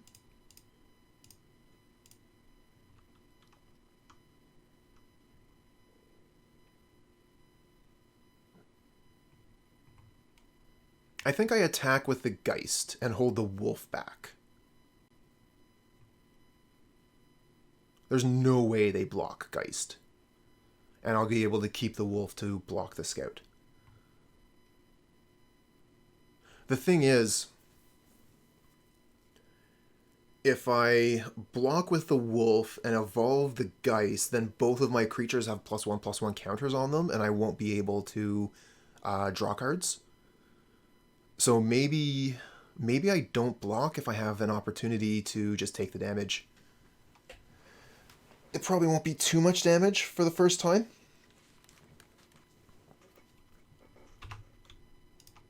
Attack. Yep, no blocks. No shit.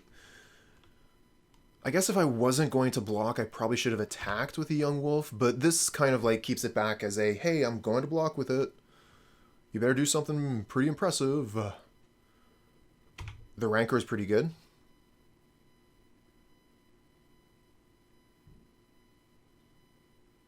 And the Hyena Umbra, so yeah, that means that the block is no good. So we take this. Another Strangleroot Geist, cool. Go get basic forest.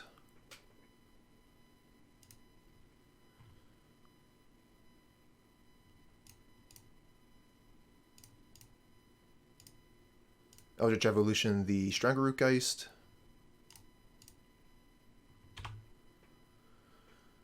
Okay, I don't think we have anything that's going to be particularly good versus what the opponent's doing, so I think we just go Yawgmoth. We could go Spellskite, actually. And then any auras they continue to cast go onto the Spellskite. And then we win the race. Spellskite.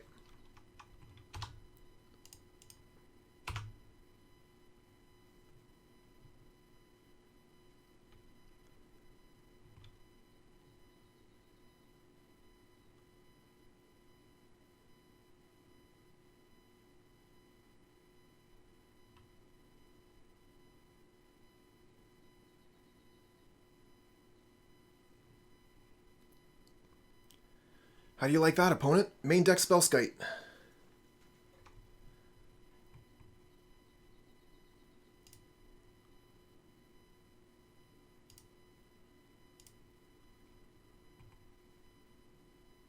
It does not, but it does now.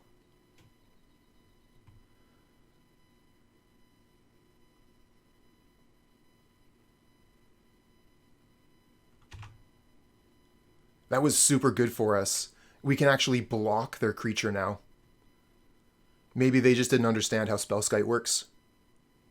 Yeah, that was... I was sweating. You couldn't see it because I don't have the webcam, but I was sweating bullets for a second. I didn't want to say it just in case, you know, they had it.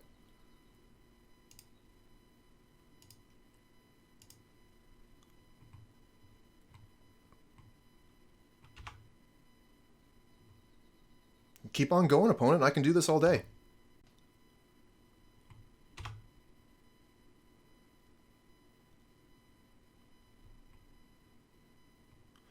One, two, three, four, five, six. So we can Chord of Calling, go get something good, and then Eldritch Evolution for the win next turn. Like we could go get Zombie and then evolve the Zombie for Yawgmoth. 4 more times, that's it. Yeah, that's true. Fortunately, they're only going to have 2 cards next turn, so I should be able to get something done. We could also, let's see here, so if we attack, they block the Strangleroot Geist. If we attack with Spellskite, they can attack with Gladecover Scout. So let's just not attack. And we can Chord of Calling for the zombie.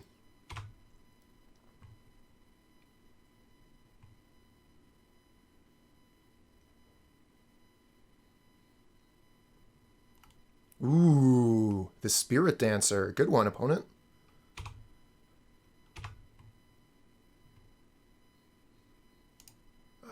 Green, green, green, green. Chord of Calling.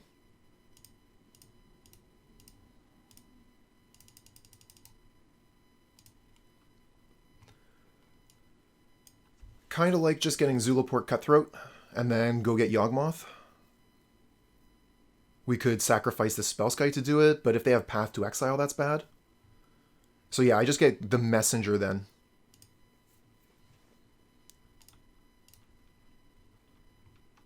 That would have been a great Mana Tithe, no kidding.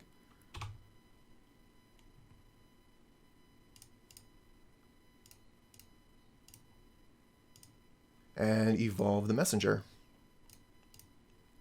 This should be GG. We have the Spellskite backup, so Path won't be good enough. Target, sack.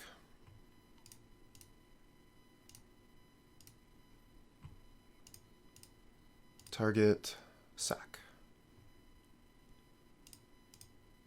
Target, sack. Target, sack. Target, sack. And one more time. Sweet.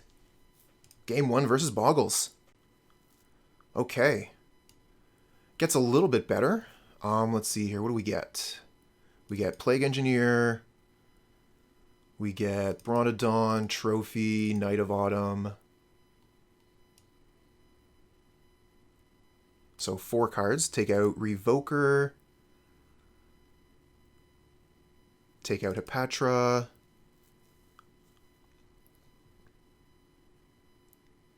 Oh, good question. Do you often run low on time in this deck? Yes. Similar to the Heliod combo deck, the deck requires quite a bit of familiarity, and the combo is click intensive. So you will absolutely be fighting the clock sometimes as well as the opponent. 1 Spellskite to rule them all. Yeah, the Spellskite was brilliant there. We gotta take 2 more cards out. Chupacabra can go. 1 more card. Probably the Geralf's Messenger. Let's just take a Mo.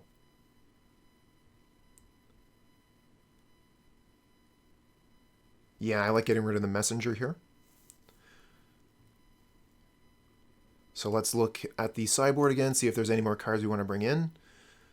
No, no, no, no. No, no, no, no, no, no, no, no, no, no. Okay. So we're good with this 60.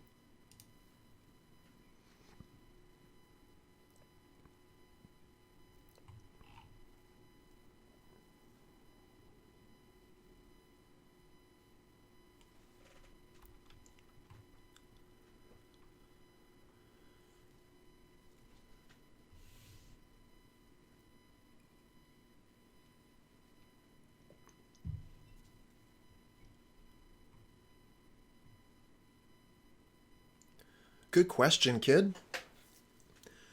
When I originally started the stream, that had been my intention, but this is a long league. We're already at 2 hours, and we've still got a match and a half to finish. Danny, thanks for the follow, friend. The 5-0, then the 0-3 drop? Oh, you just came back. Yeah, we're still in the same league. This hand is not great. It doesn't do anything for so long. I'm going to mulligan this. No lands, must mull, even though we have the Spellskite. This we can keep. Get rid of a Yawgmoth and probably a land.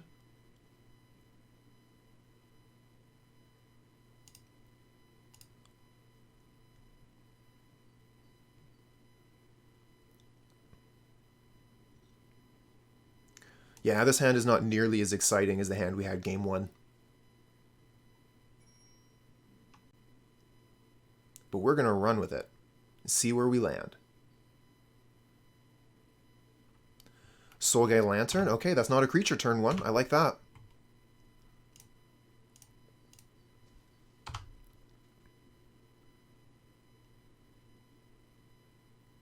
Oh, well, good luck, kid.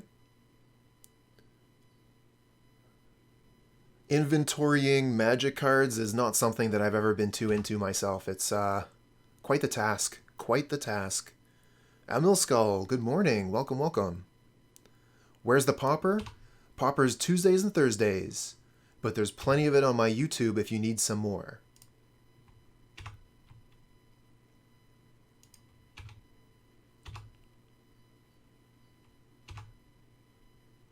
What are some of your favorite Pauper decks there, Emilskull?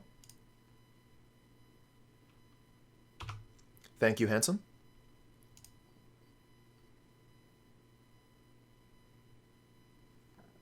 Oh, Affinity, wicked.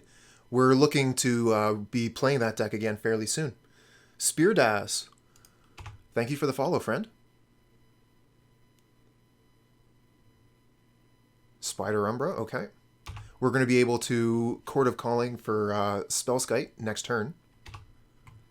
But that's only really exciting if, yeah, it's not too great. And we don't really have an answer for the Spirit Dancer because we took out those removal spells. Viticles, thanks for the follow, friend. So let's see here. For Chord of Calling, we have 1, 2, 3, 4, 5, so we can go get a 2. Yeah, so we can go get Spellskite.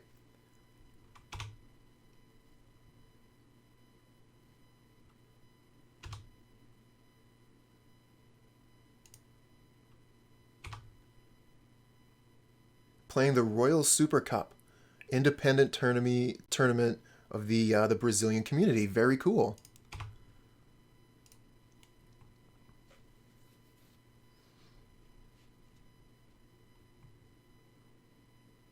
Okay, now we make our move.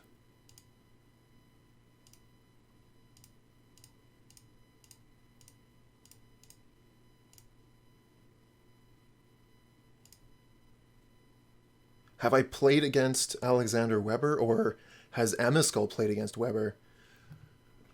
Get the Spellskite.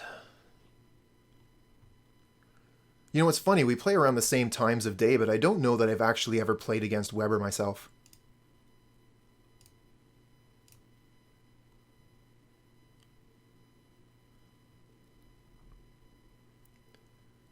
What has caught your eye there, JDX? Ooh, Path to Exile on the Spellskite. Let's go get another forest.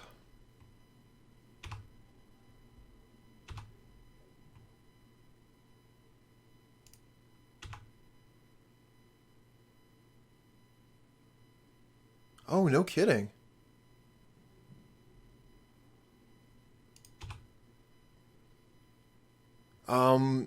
Seed, yes. Wall of Roots is still bugged. Bugged forever.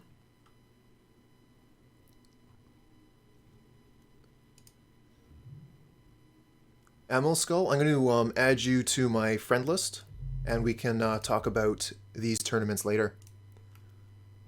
Spirit Link, gaining Life Link. That's a bit of a problem too.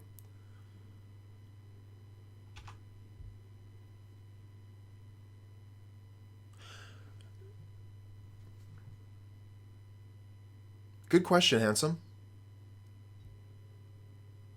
I think that still would not have worked. No, it would have worked. Okay. No, that would have been better. Spend the 2 life and then Ethereal Armor would have fizzled. I wasn't thinking that way. I didn't think that it was going to work.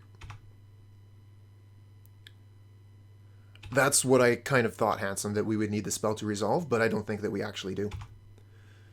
So the creature doesn't have trample yet. We can throw the Yawgmoth in front of it.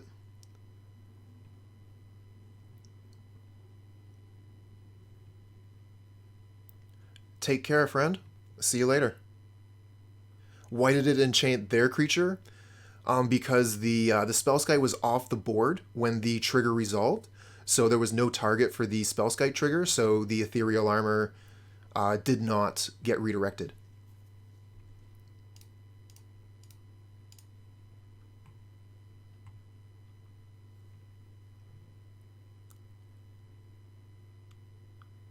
I really wish we still had the Chupacabra. This core Spirit Dancer is such a jerk.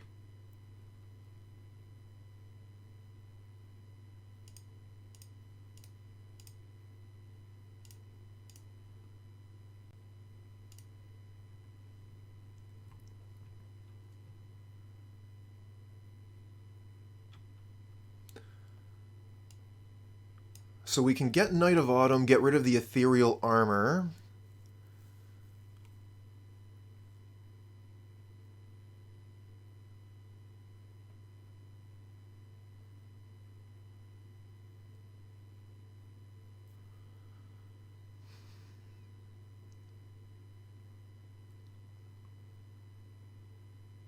Could also just go get Yawgmoth. I think Yawgmoth's probably our best get.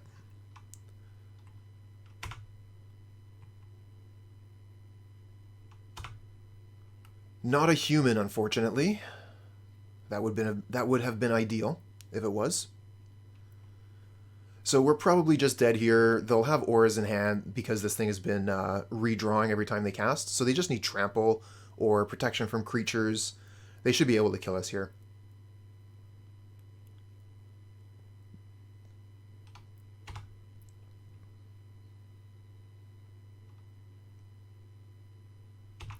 And then we'll have the play for game 3.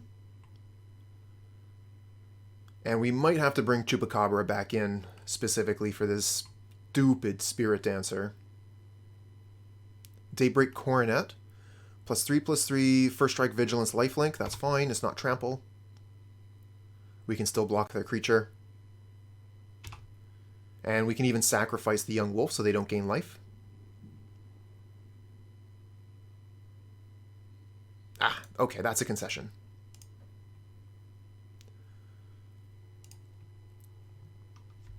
Okay, let's bring the Chupacabra back in.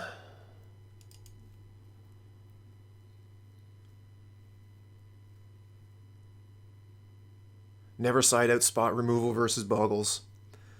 Yeah, that's a lesson that I just learned. I thought the Spellskite was going to be good, but I needed that Chupacabra. They have Teague and Dryad Arbor and Cores.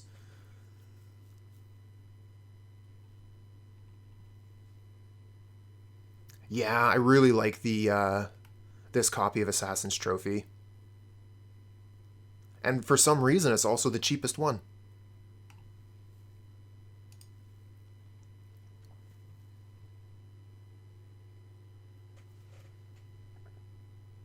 Definitely want to play first. Give us a good hand deck. Oh, wow. Yes, please. Keep that. Okay, they keep 7 as well.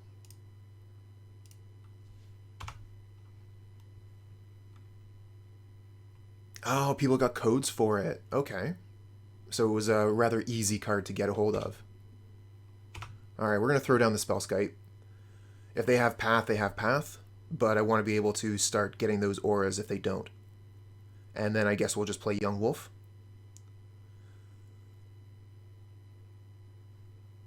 Probably can go get Forest with the Catacombs.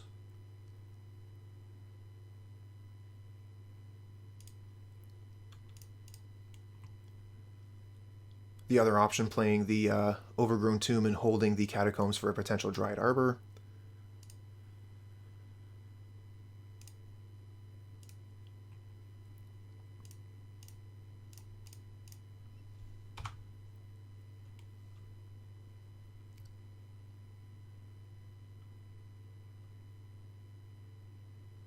Spirit Dancer, okay.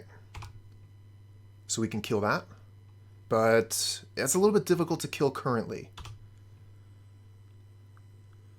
Why am I running Cutthroat instead of Blood Artist? Mostly for Leyline of Sanctity. So we have 4 mana, which is not enough for Strangleroot Geist and Eldritch Evolution.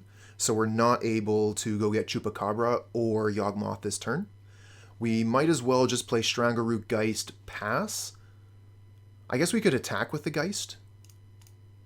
That seems fine. Yeah, let's play Geist, attack with Geist, pass. And we're looking pretty good.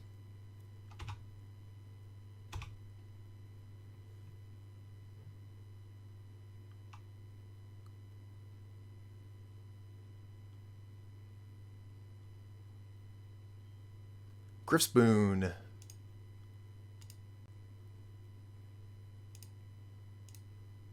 Hey, I don't have to pay life this time.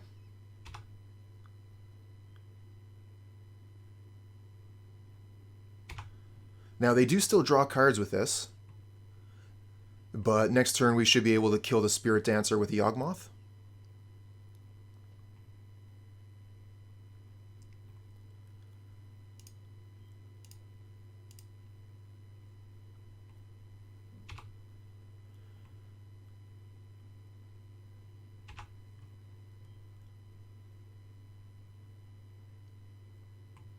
Yeah, keep on playing spells, bud. Spellskite, getting the work done. Keep on going, I don't care. I'll do this all day.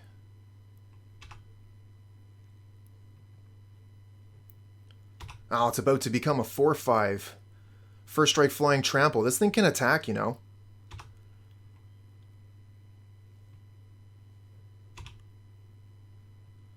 So the question is, do we get Yawgmoth or do we get Chupacabra? I'm just trying to think about how this works out. I get Verdant Catacombs, go gets Dryad Arbor, sacrifice the Geist, and then the Dryad Arbor and the bird can kill this core Spirit Dancer, so we go get Yawgmoth.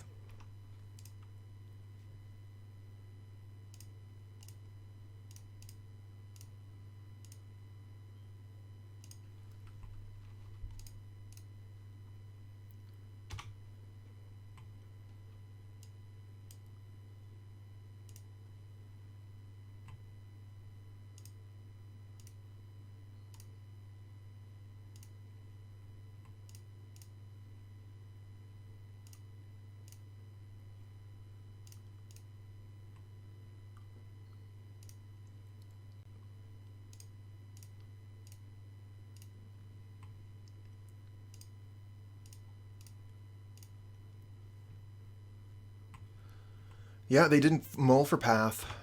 Womp womp. Attack with Spellskite. Love it.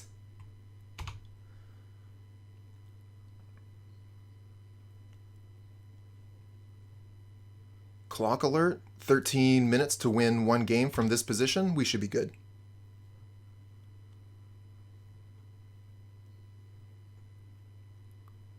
Scoop him up, opponent. Sure, you got a slippery boy.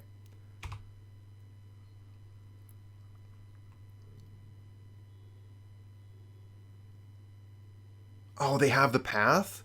Ah, whatever, it's too late.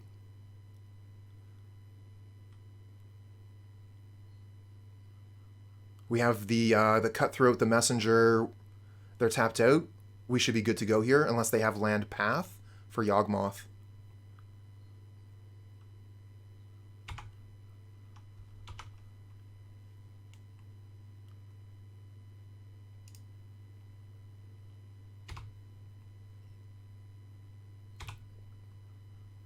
GG, opponent.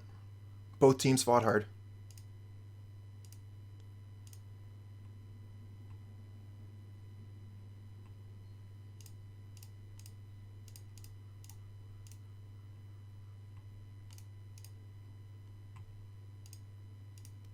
Okay, opponent scoops him up. Not a fan of this hand. This is a mulligan.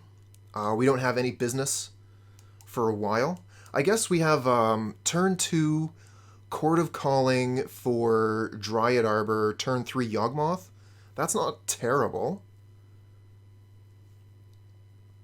Really depends on what our opponent is.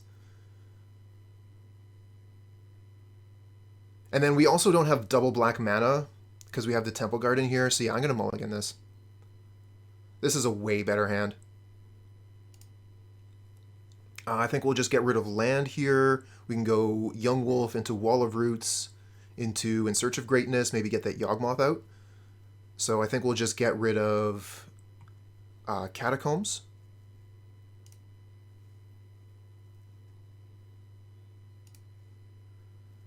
Alright, we're going to do what we can. Ooh, okay. Well, it's going to be a tough matchup. Playing against Amulet Titan.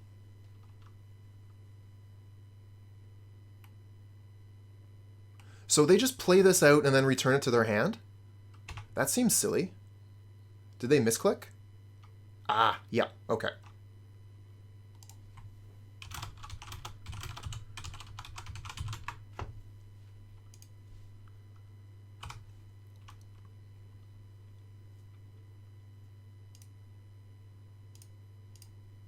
Okay, we're just gonna go get Overgrown Tomb here, I think.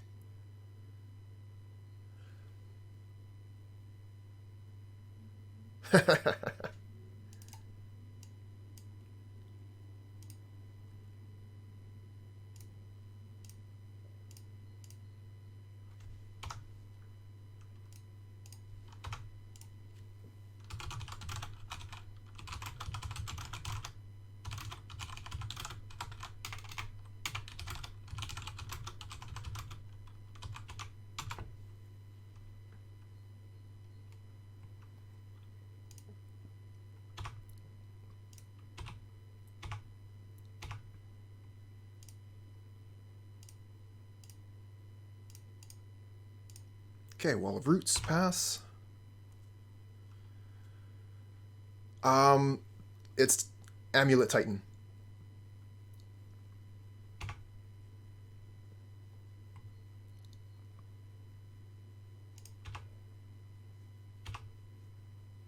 Yeah, they played the Selesnya Sanctuary turn 1 by mistake, so that tilted their hand and showed us that they're Amulet.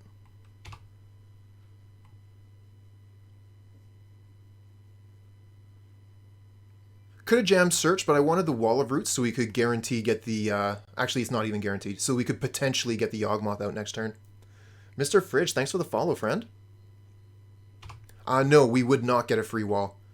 Because In Search of Greatness has a CMC of 2, we would immediately be looking for 3s.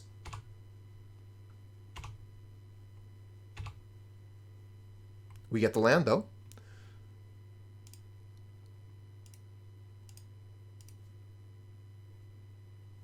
Wolf has CMC of 1, but In Search of Greatness has CMC of 2.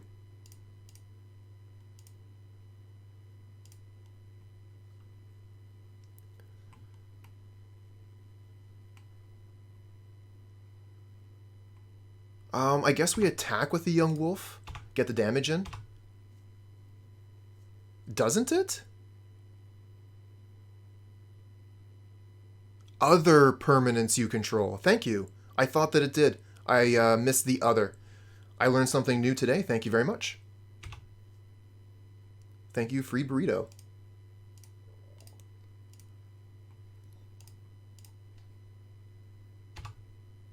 Another Yawgmoth. Okay. I guess we just pass here. There's not much else we can do. We're out of mana.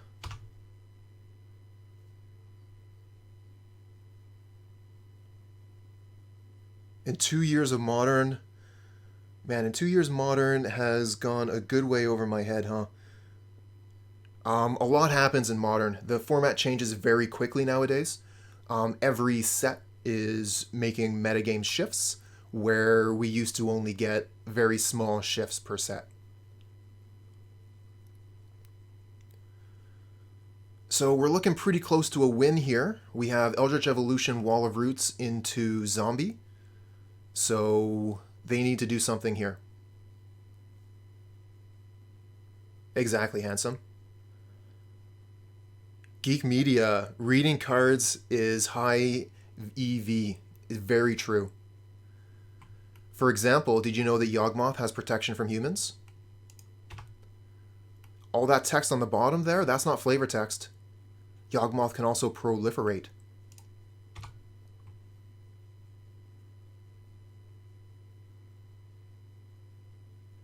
Azusa. We can kill the Azusa. It costs us everything, but we can kill it.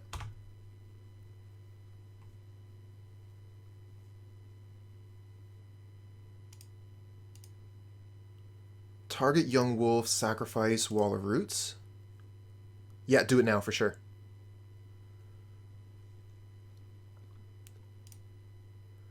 Target Azusa, sacrifice young wolf.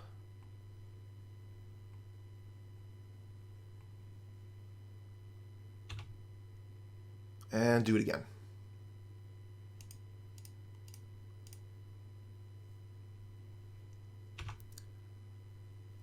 Oh, I figured that they were just going to Titan this turn if I let them do it.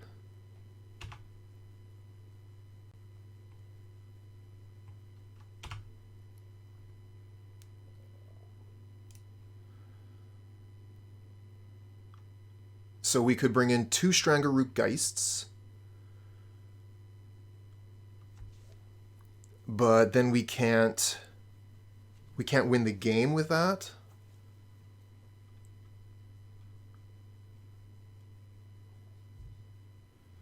I could go Strangleroot Geist. Eldritch Evolution. No, I can't. Damn it. Okay.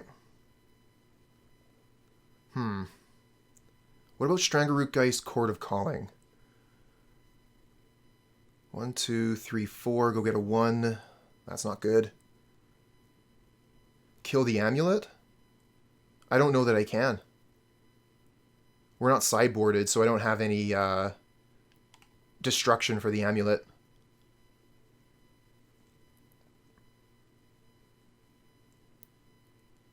He Titans us this turn, but is the... Yeah, I guess the Titan is lethal, right, with the amulet? We could shrink the Titan. Make the Titan into like a 2/2. Alright, we're going to go Strangleroot Geist, attack, and then try and set up for a win next turn if they don't kill us.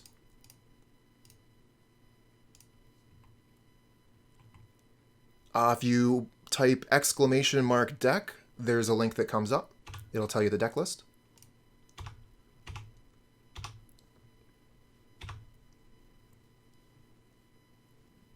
I just worried with the Amulet of Vigor, they're going to be able to get lands on tap lands, so they could potentially attack with a Titan, and that makes it scary.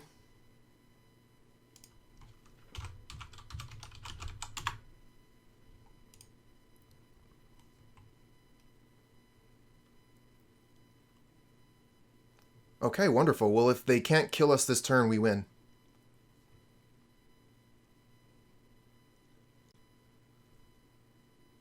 And if they can kill us, we can give the Titan -4/-4.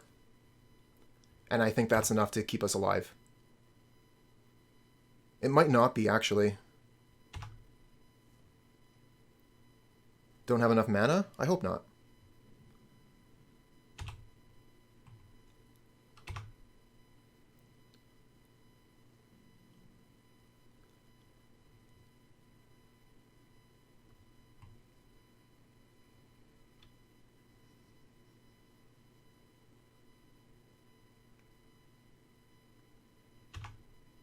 Yeah, they can make it attack again. Because, yeah, it costs like 4 mana, right? For the double strike.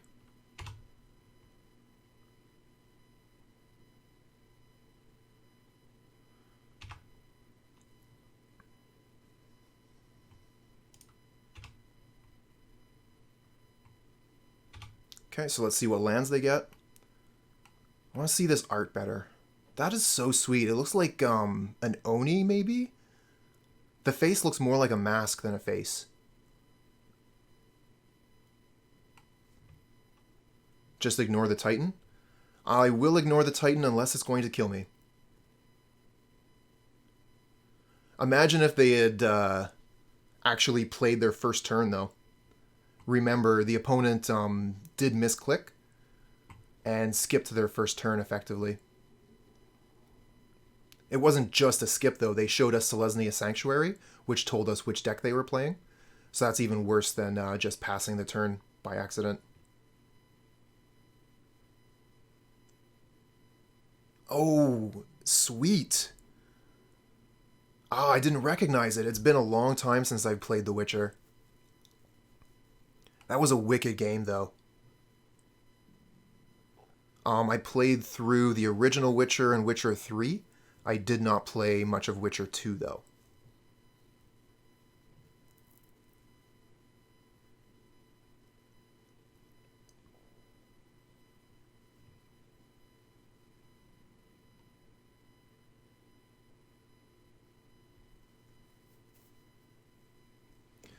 Thirsty work, waiting for this Titan to get its lands.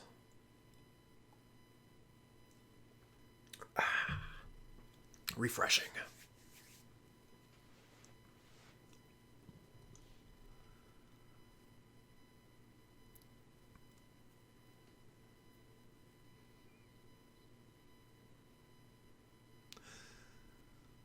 Well, I guess we don't have to worry about the clock as much. Opponent is taking quite a bit of time figuring out which lands they're going to grab. So that gives us a little bit of a buffer, which is good because our deck can take quite a bit of time to win sometimes. We're going to have a couple of decent cards in the sideboard. While we're waiting here, let's take a look at what we have.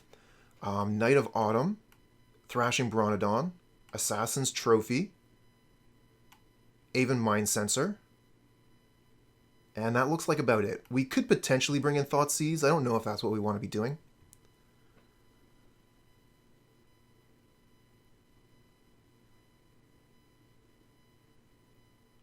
Modern still firing anywhere locally? Not that I know of.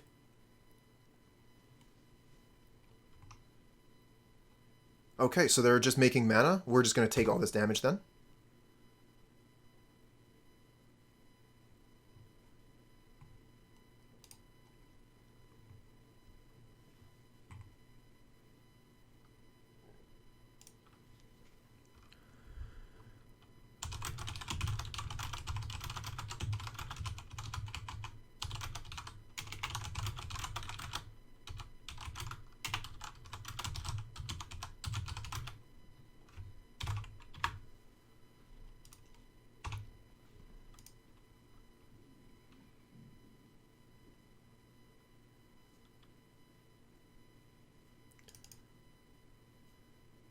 So yeah, Free Burrito, I haven't played any local Magic since the Pauper tournament months ago.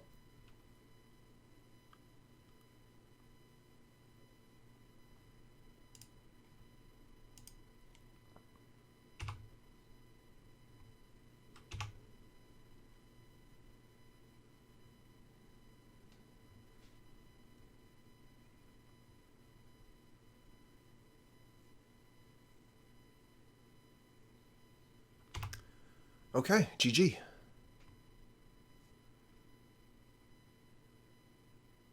Oh, no kidding.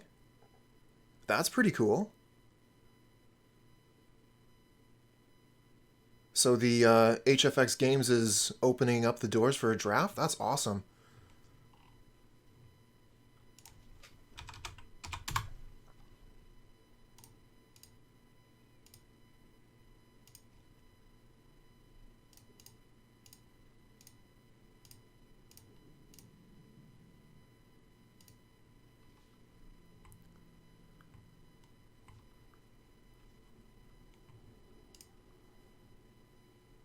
Oh, that's excellent news.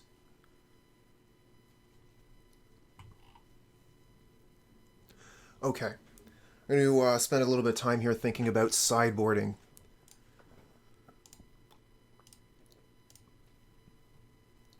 So, we're going to want to take out probably Spellskite and Revoker.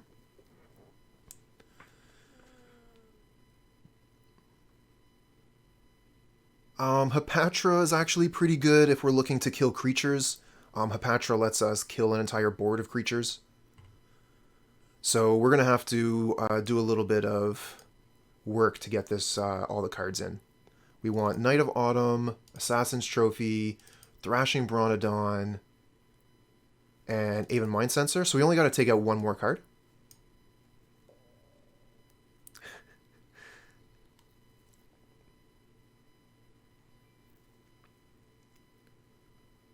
Vasilnip, thanks for the follow, friend.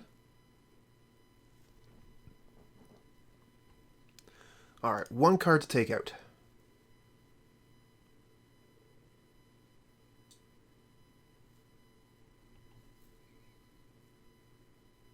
Could take out another messenger, just leave one messenger in the deck. I'm probably fine with that. I think it's more important to get the Aven Mindcensor in.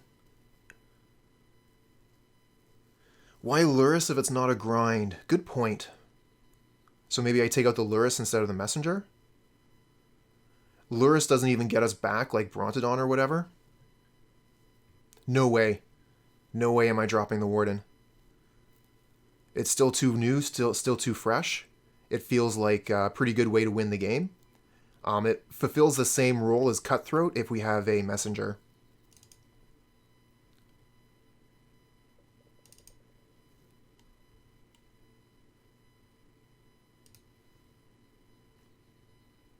Play Thoughtseize? I don't mind playing Thoughtseize.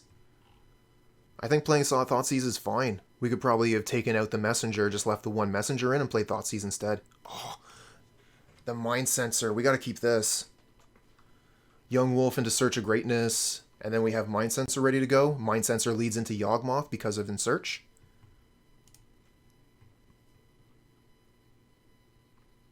You like the max messengers? That's one of the cards I usually start taking out. I don't really think that card is too hot. But first turn, secure Tribe Scout from the opponent, that's very hot.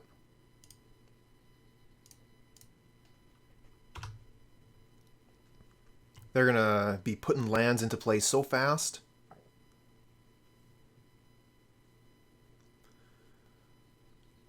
This hand is pretty good. The question is, now that we've drawn Strangleroot Geist, are we supposed to play the Geist or In Search?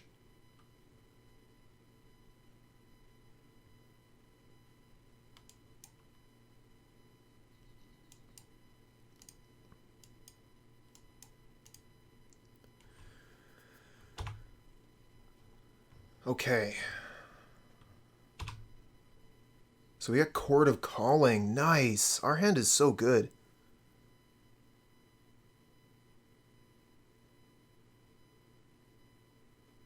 So we could play Geist to attack. Or we could play In Search of Greatness and we get Geist, Aven Mindcensor next turn. Search? I think the Search as well. I like the Search. So then I probably just go get Overgrown Tomb with the Verdant Catacombs. And I probably attack with the Yawgmoth as well.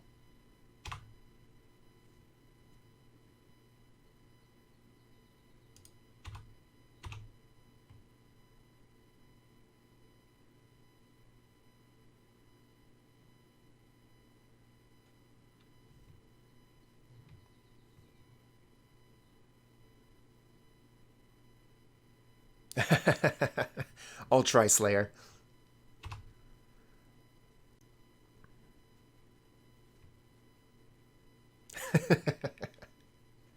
No, it's very close between playing these two lines. I like the In Search play.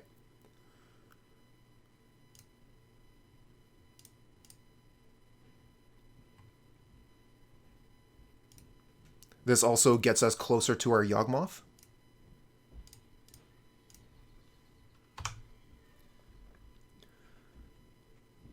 That blue magic guy. Thanks for the follow, friend.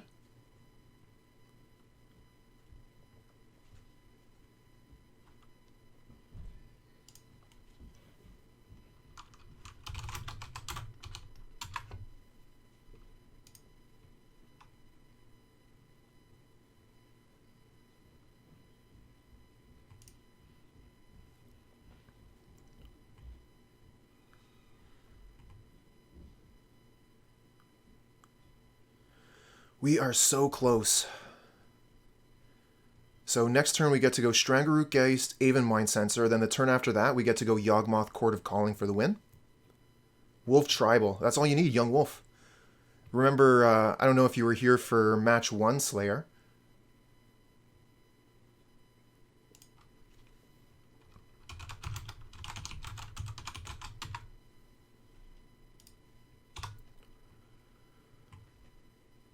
Okay, so they're going to be using the Teleria West here to search.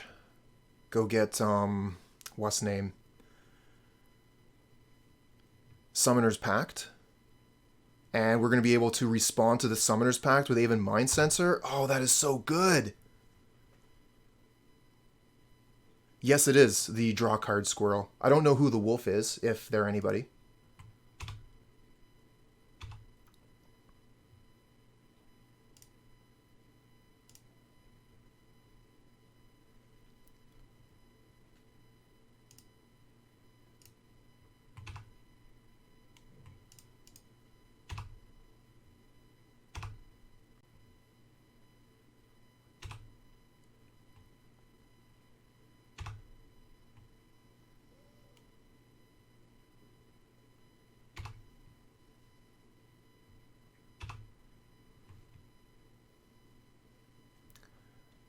It's a young wolf. It fits with the flavor.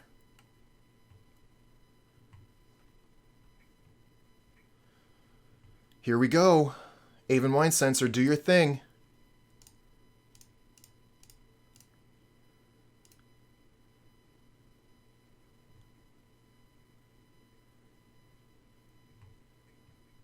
We'll see. No, they have Dismember for the Mindcensor. But they don't have enough mana for Titan now? I guess they could still Tribe Scout the Titan. Okay, so they get Titan. But I win on my turn? No, I don't win because I don't have the Mindcensor to put the Yawgmoth into play for free anymore.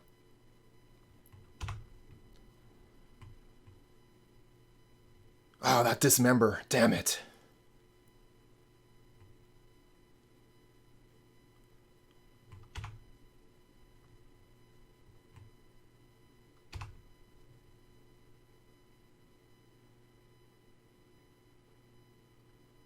One, two, three, four, five. So we can only get a 2 with Chord of Calling.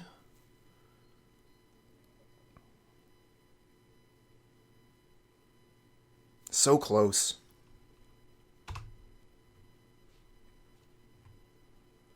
If we could go get Zombie right now with this, we would win.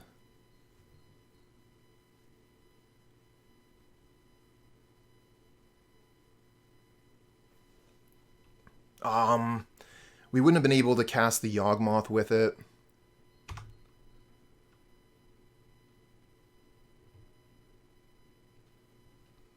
So close. One more mana. We could have Chord of Callinged. Put that on bottom. Okay, so we have Yawgmoth.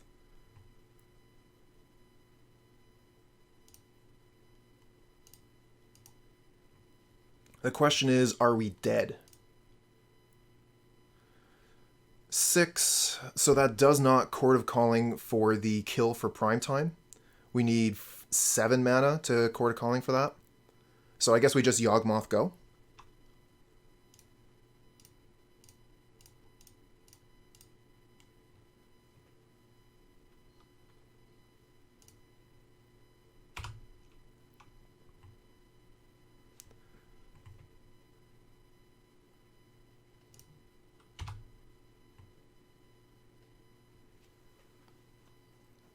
Well, they do have to pay for Summoner's Pact here. And if they don't kill us, we have the win on our turn. We still have lots of time on clock for game 3 on the play.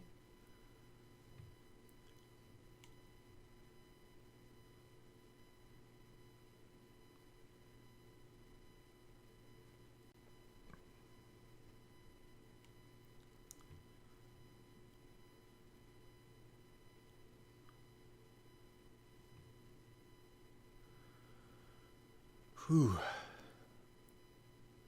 They still have so much mana, even after they paid 4 for the Summoner's Pack. They still have 5 mana up. Maybe 6 with a Scout.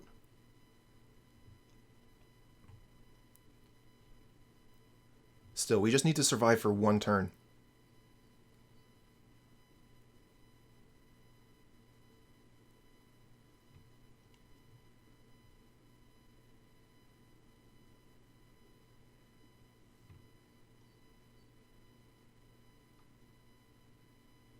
Good morning, Chuck. Thanks for joining us. Yeah, that's absolutely a possibility, and I think we die to that. If they have Dryad, they just go get Volokut and kill us. So we would have to sacrifice our board to kill their Dryad, and then we die to Titan.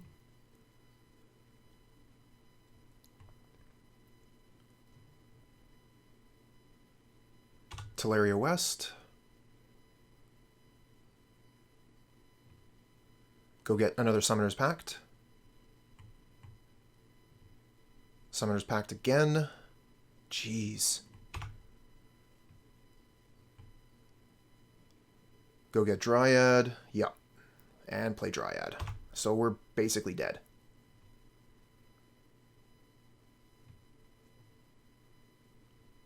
Going at our face. Yep. Yeah, I think this is GG. I don't think we can actually beat this. We could kill the Dryad, but that gets rid of all of our creatures. And then we take another 6. So I think we're at 1 at that point, and then it's pretty hard to win from 1. The In Search of Greatness doesn't do anything for us because Yawgmoth will still be on the board.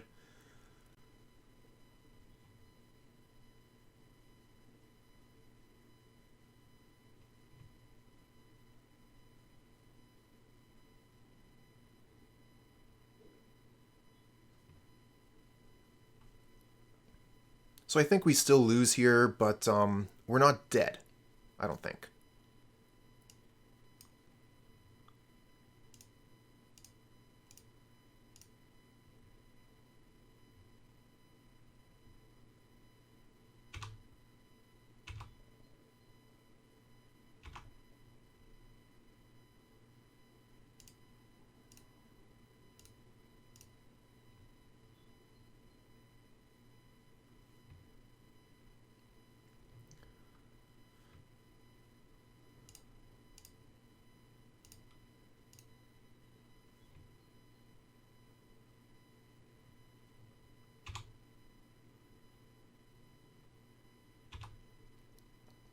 Oh, Chupacabra to kill the Titan?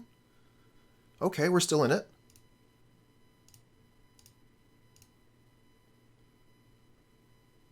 Oh, geez. Did I put myself to 6? No, they had fetch land. Okay.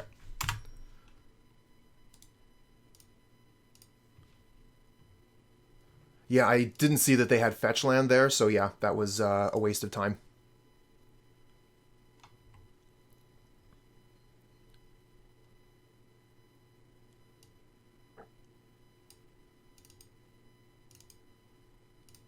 Okay, bringing in Thoughtseize. Last game. Keep this. I'm thinking turn 1 Thoughtseize so we can potentially get the amulet right away.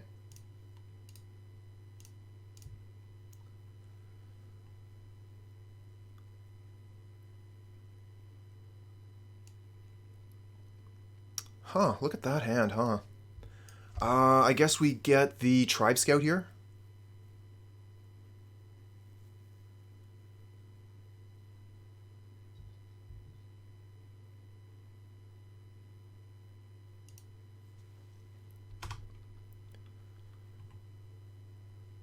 Since they have Pact and Titan, I'm not too interested in taking one of those.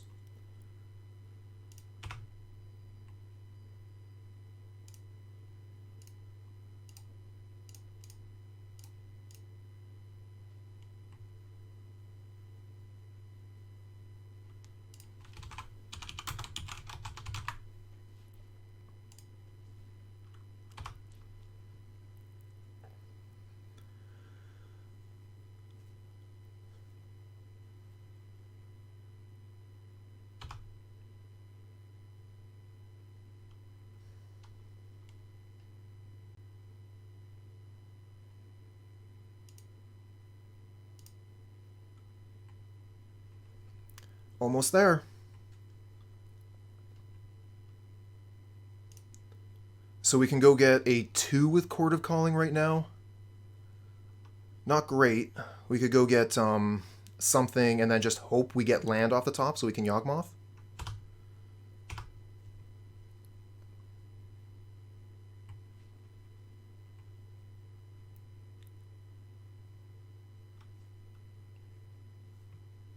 We could Wall of Roots, which lets us put the Yawgmoth into play, but then we don't combo. I was thinking Chord for Zulaport, hope we get land off the top. But we do have a lot of tap lands as well, so that's pretty risky. The Wall of Roots would at least guaranteed get Yawgmoth into play.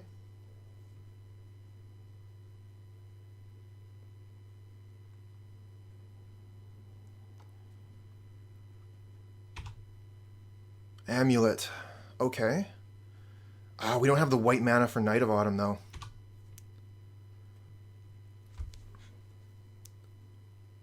Well, that's just it, right? When do we need to win?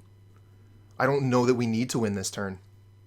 We might be able to just go get Wall of Roots, get Yawgmoth, and then combo into what we need from there.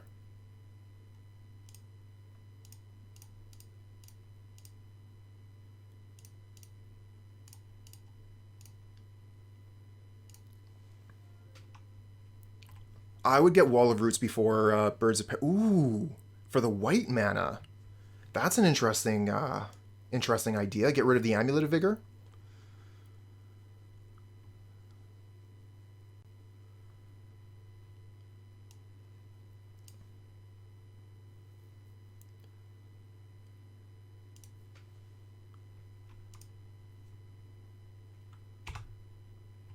We got the land. But no way to know that that was going to happen, you know?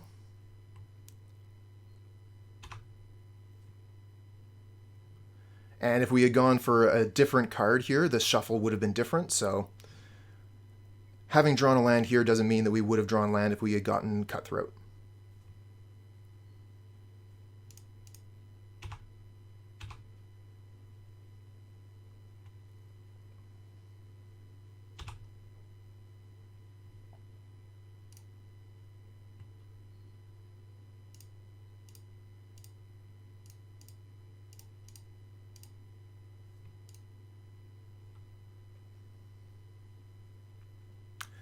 Yeah, we could do that. We could absolutely do that. Can't draw to Chord and win? Yeah, we can. We have a land in hand we haven't played yet.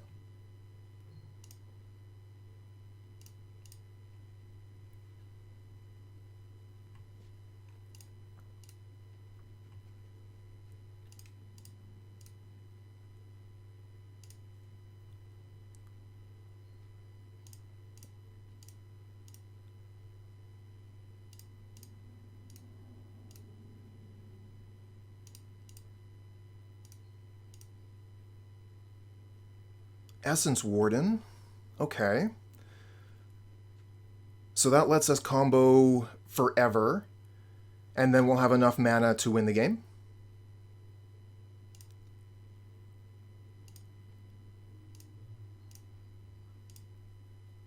It should be guaranteed. Target, sack.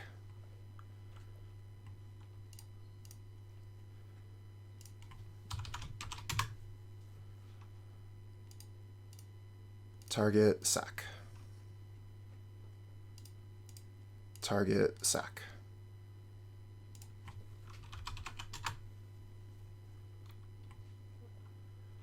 So they have some sort of...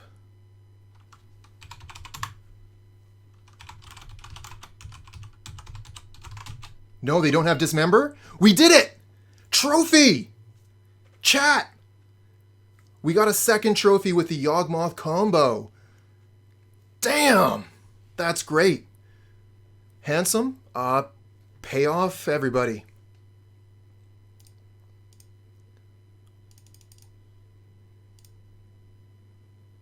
Oh, that's amazing.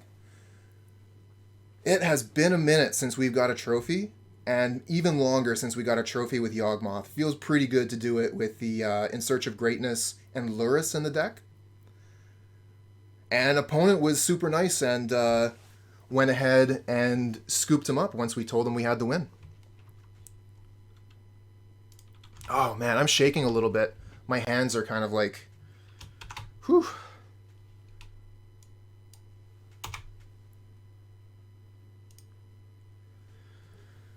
Amazing. So I've been doing a little bit of experimentation with the base deck of Yawgmoth combo. Generally, I've been running only 3 messengers instead of the full 4. I like the Hapatra has been like something I like the concept of, but I haven't actually been able to use it yet. It works very similar to an Undying Creature. So quite often, Hapatra can just be Strangleroot Geist number 5. The In Search of Greatness was really cool this league. I think that it's absolutely worth the 1-of slot. And it plays pretty well versus Control. The scry is decent. I think that we're going to be seeing 1-of In Search of Greatness in a lot of Yawgmoth lists in the future. The main deck Spellskite was amazing against Boggles, of course. And then, yeah, I really, really like this 75, this configuration. Running the Blight Beetle instead of the Eldrazi for the mill decks. Hey friend, thanks for the follow. So let's see here. What are this deck's best and worst matchups? So we really like a deck that is a slower, non-interactive deck. Mid-range decks, creature decks, that kind of thing. Those are some of our best matchups. Control is difficult. Faster decks like Infect is difficult. Faster combo decks can be difficult. The great thing about our deck is the consistency and the inevitability. If the opponent doesn't interact with us, we will probably win on turn 4. And if they have maybe 1 or 2 points of interaction, we'll probably win on turn 5 anyway. The toolbox is amazing in this deck. Being able to use Chord of Calling to search for 1-of bullets, either the 1-ofs in the main or the 1-ofs out of the side. Is fantastic. But yeah, the difficult matchups also Burn and Izzet Prowess are actually quite difficult. They're very, very fast decks, and they put a lot of pressure on us, so we generally want to use our creatures to block their creatures, and we start to lose value according to that. So it's very difficult for us to combo out if the opponent has more life than us. We're not able to do the zombie combo, and if we manage to get a Cutthroat onto the board, they can easily lava dart it. So yeah, the Izzet Prowess is actually one of our worst matchups.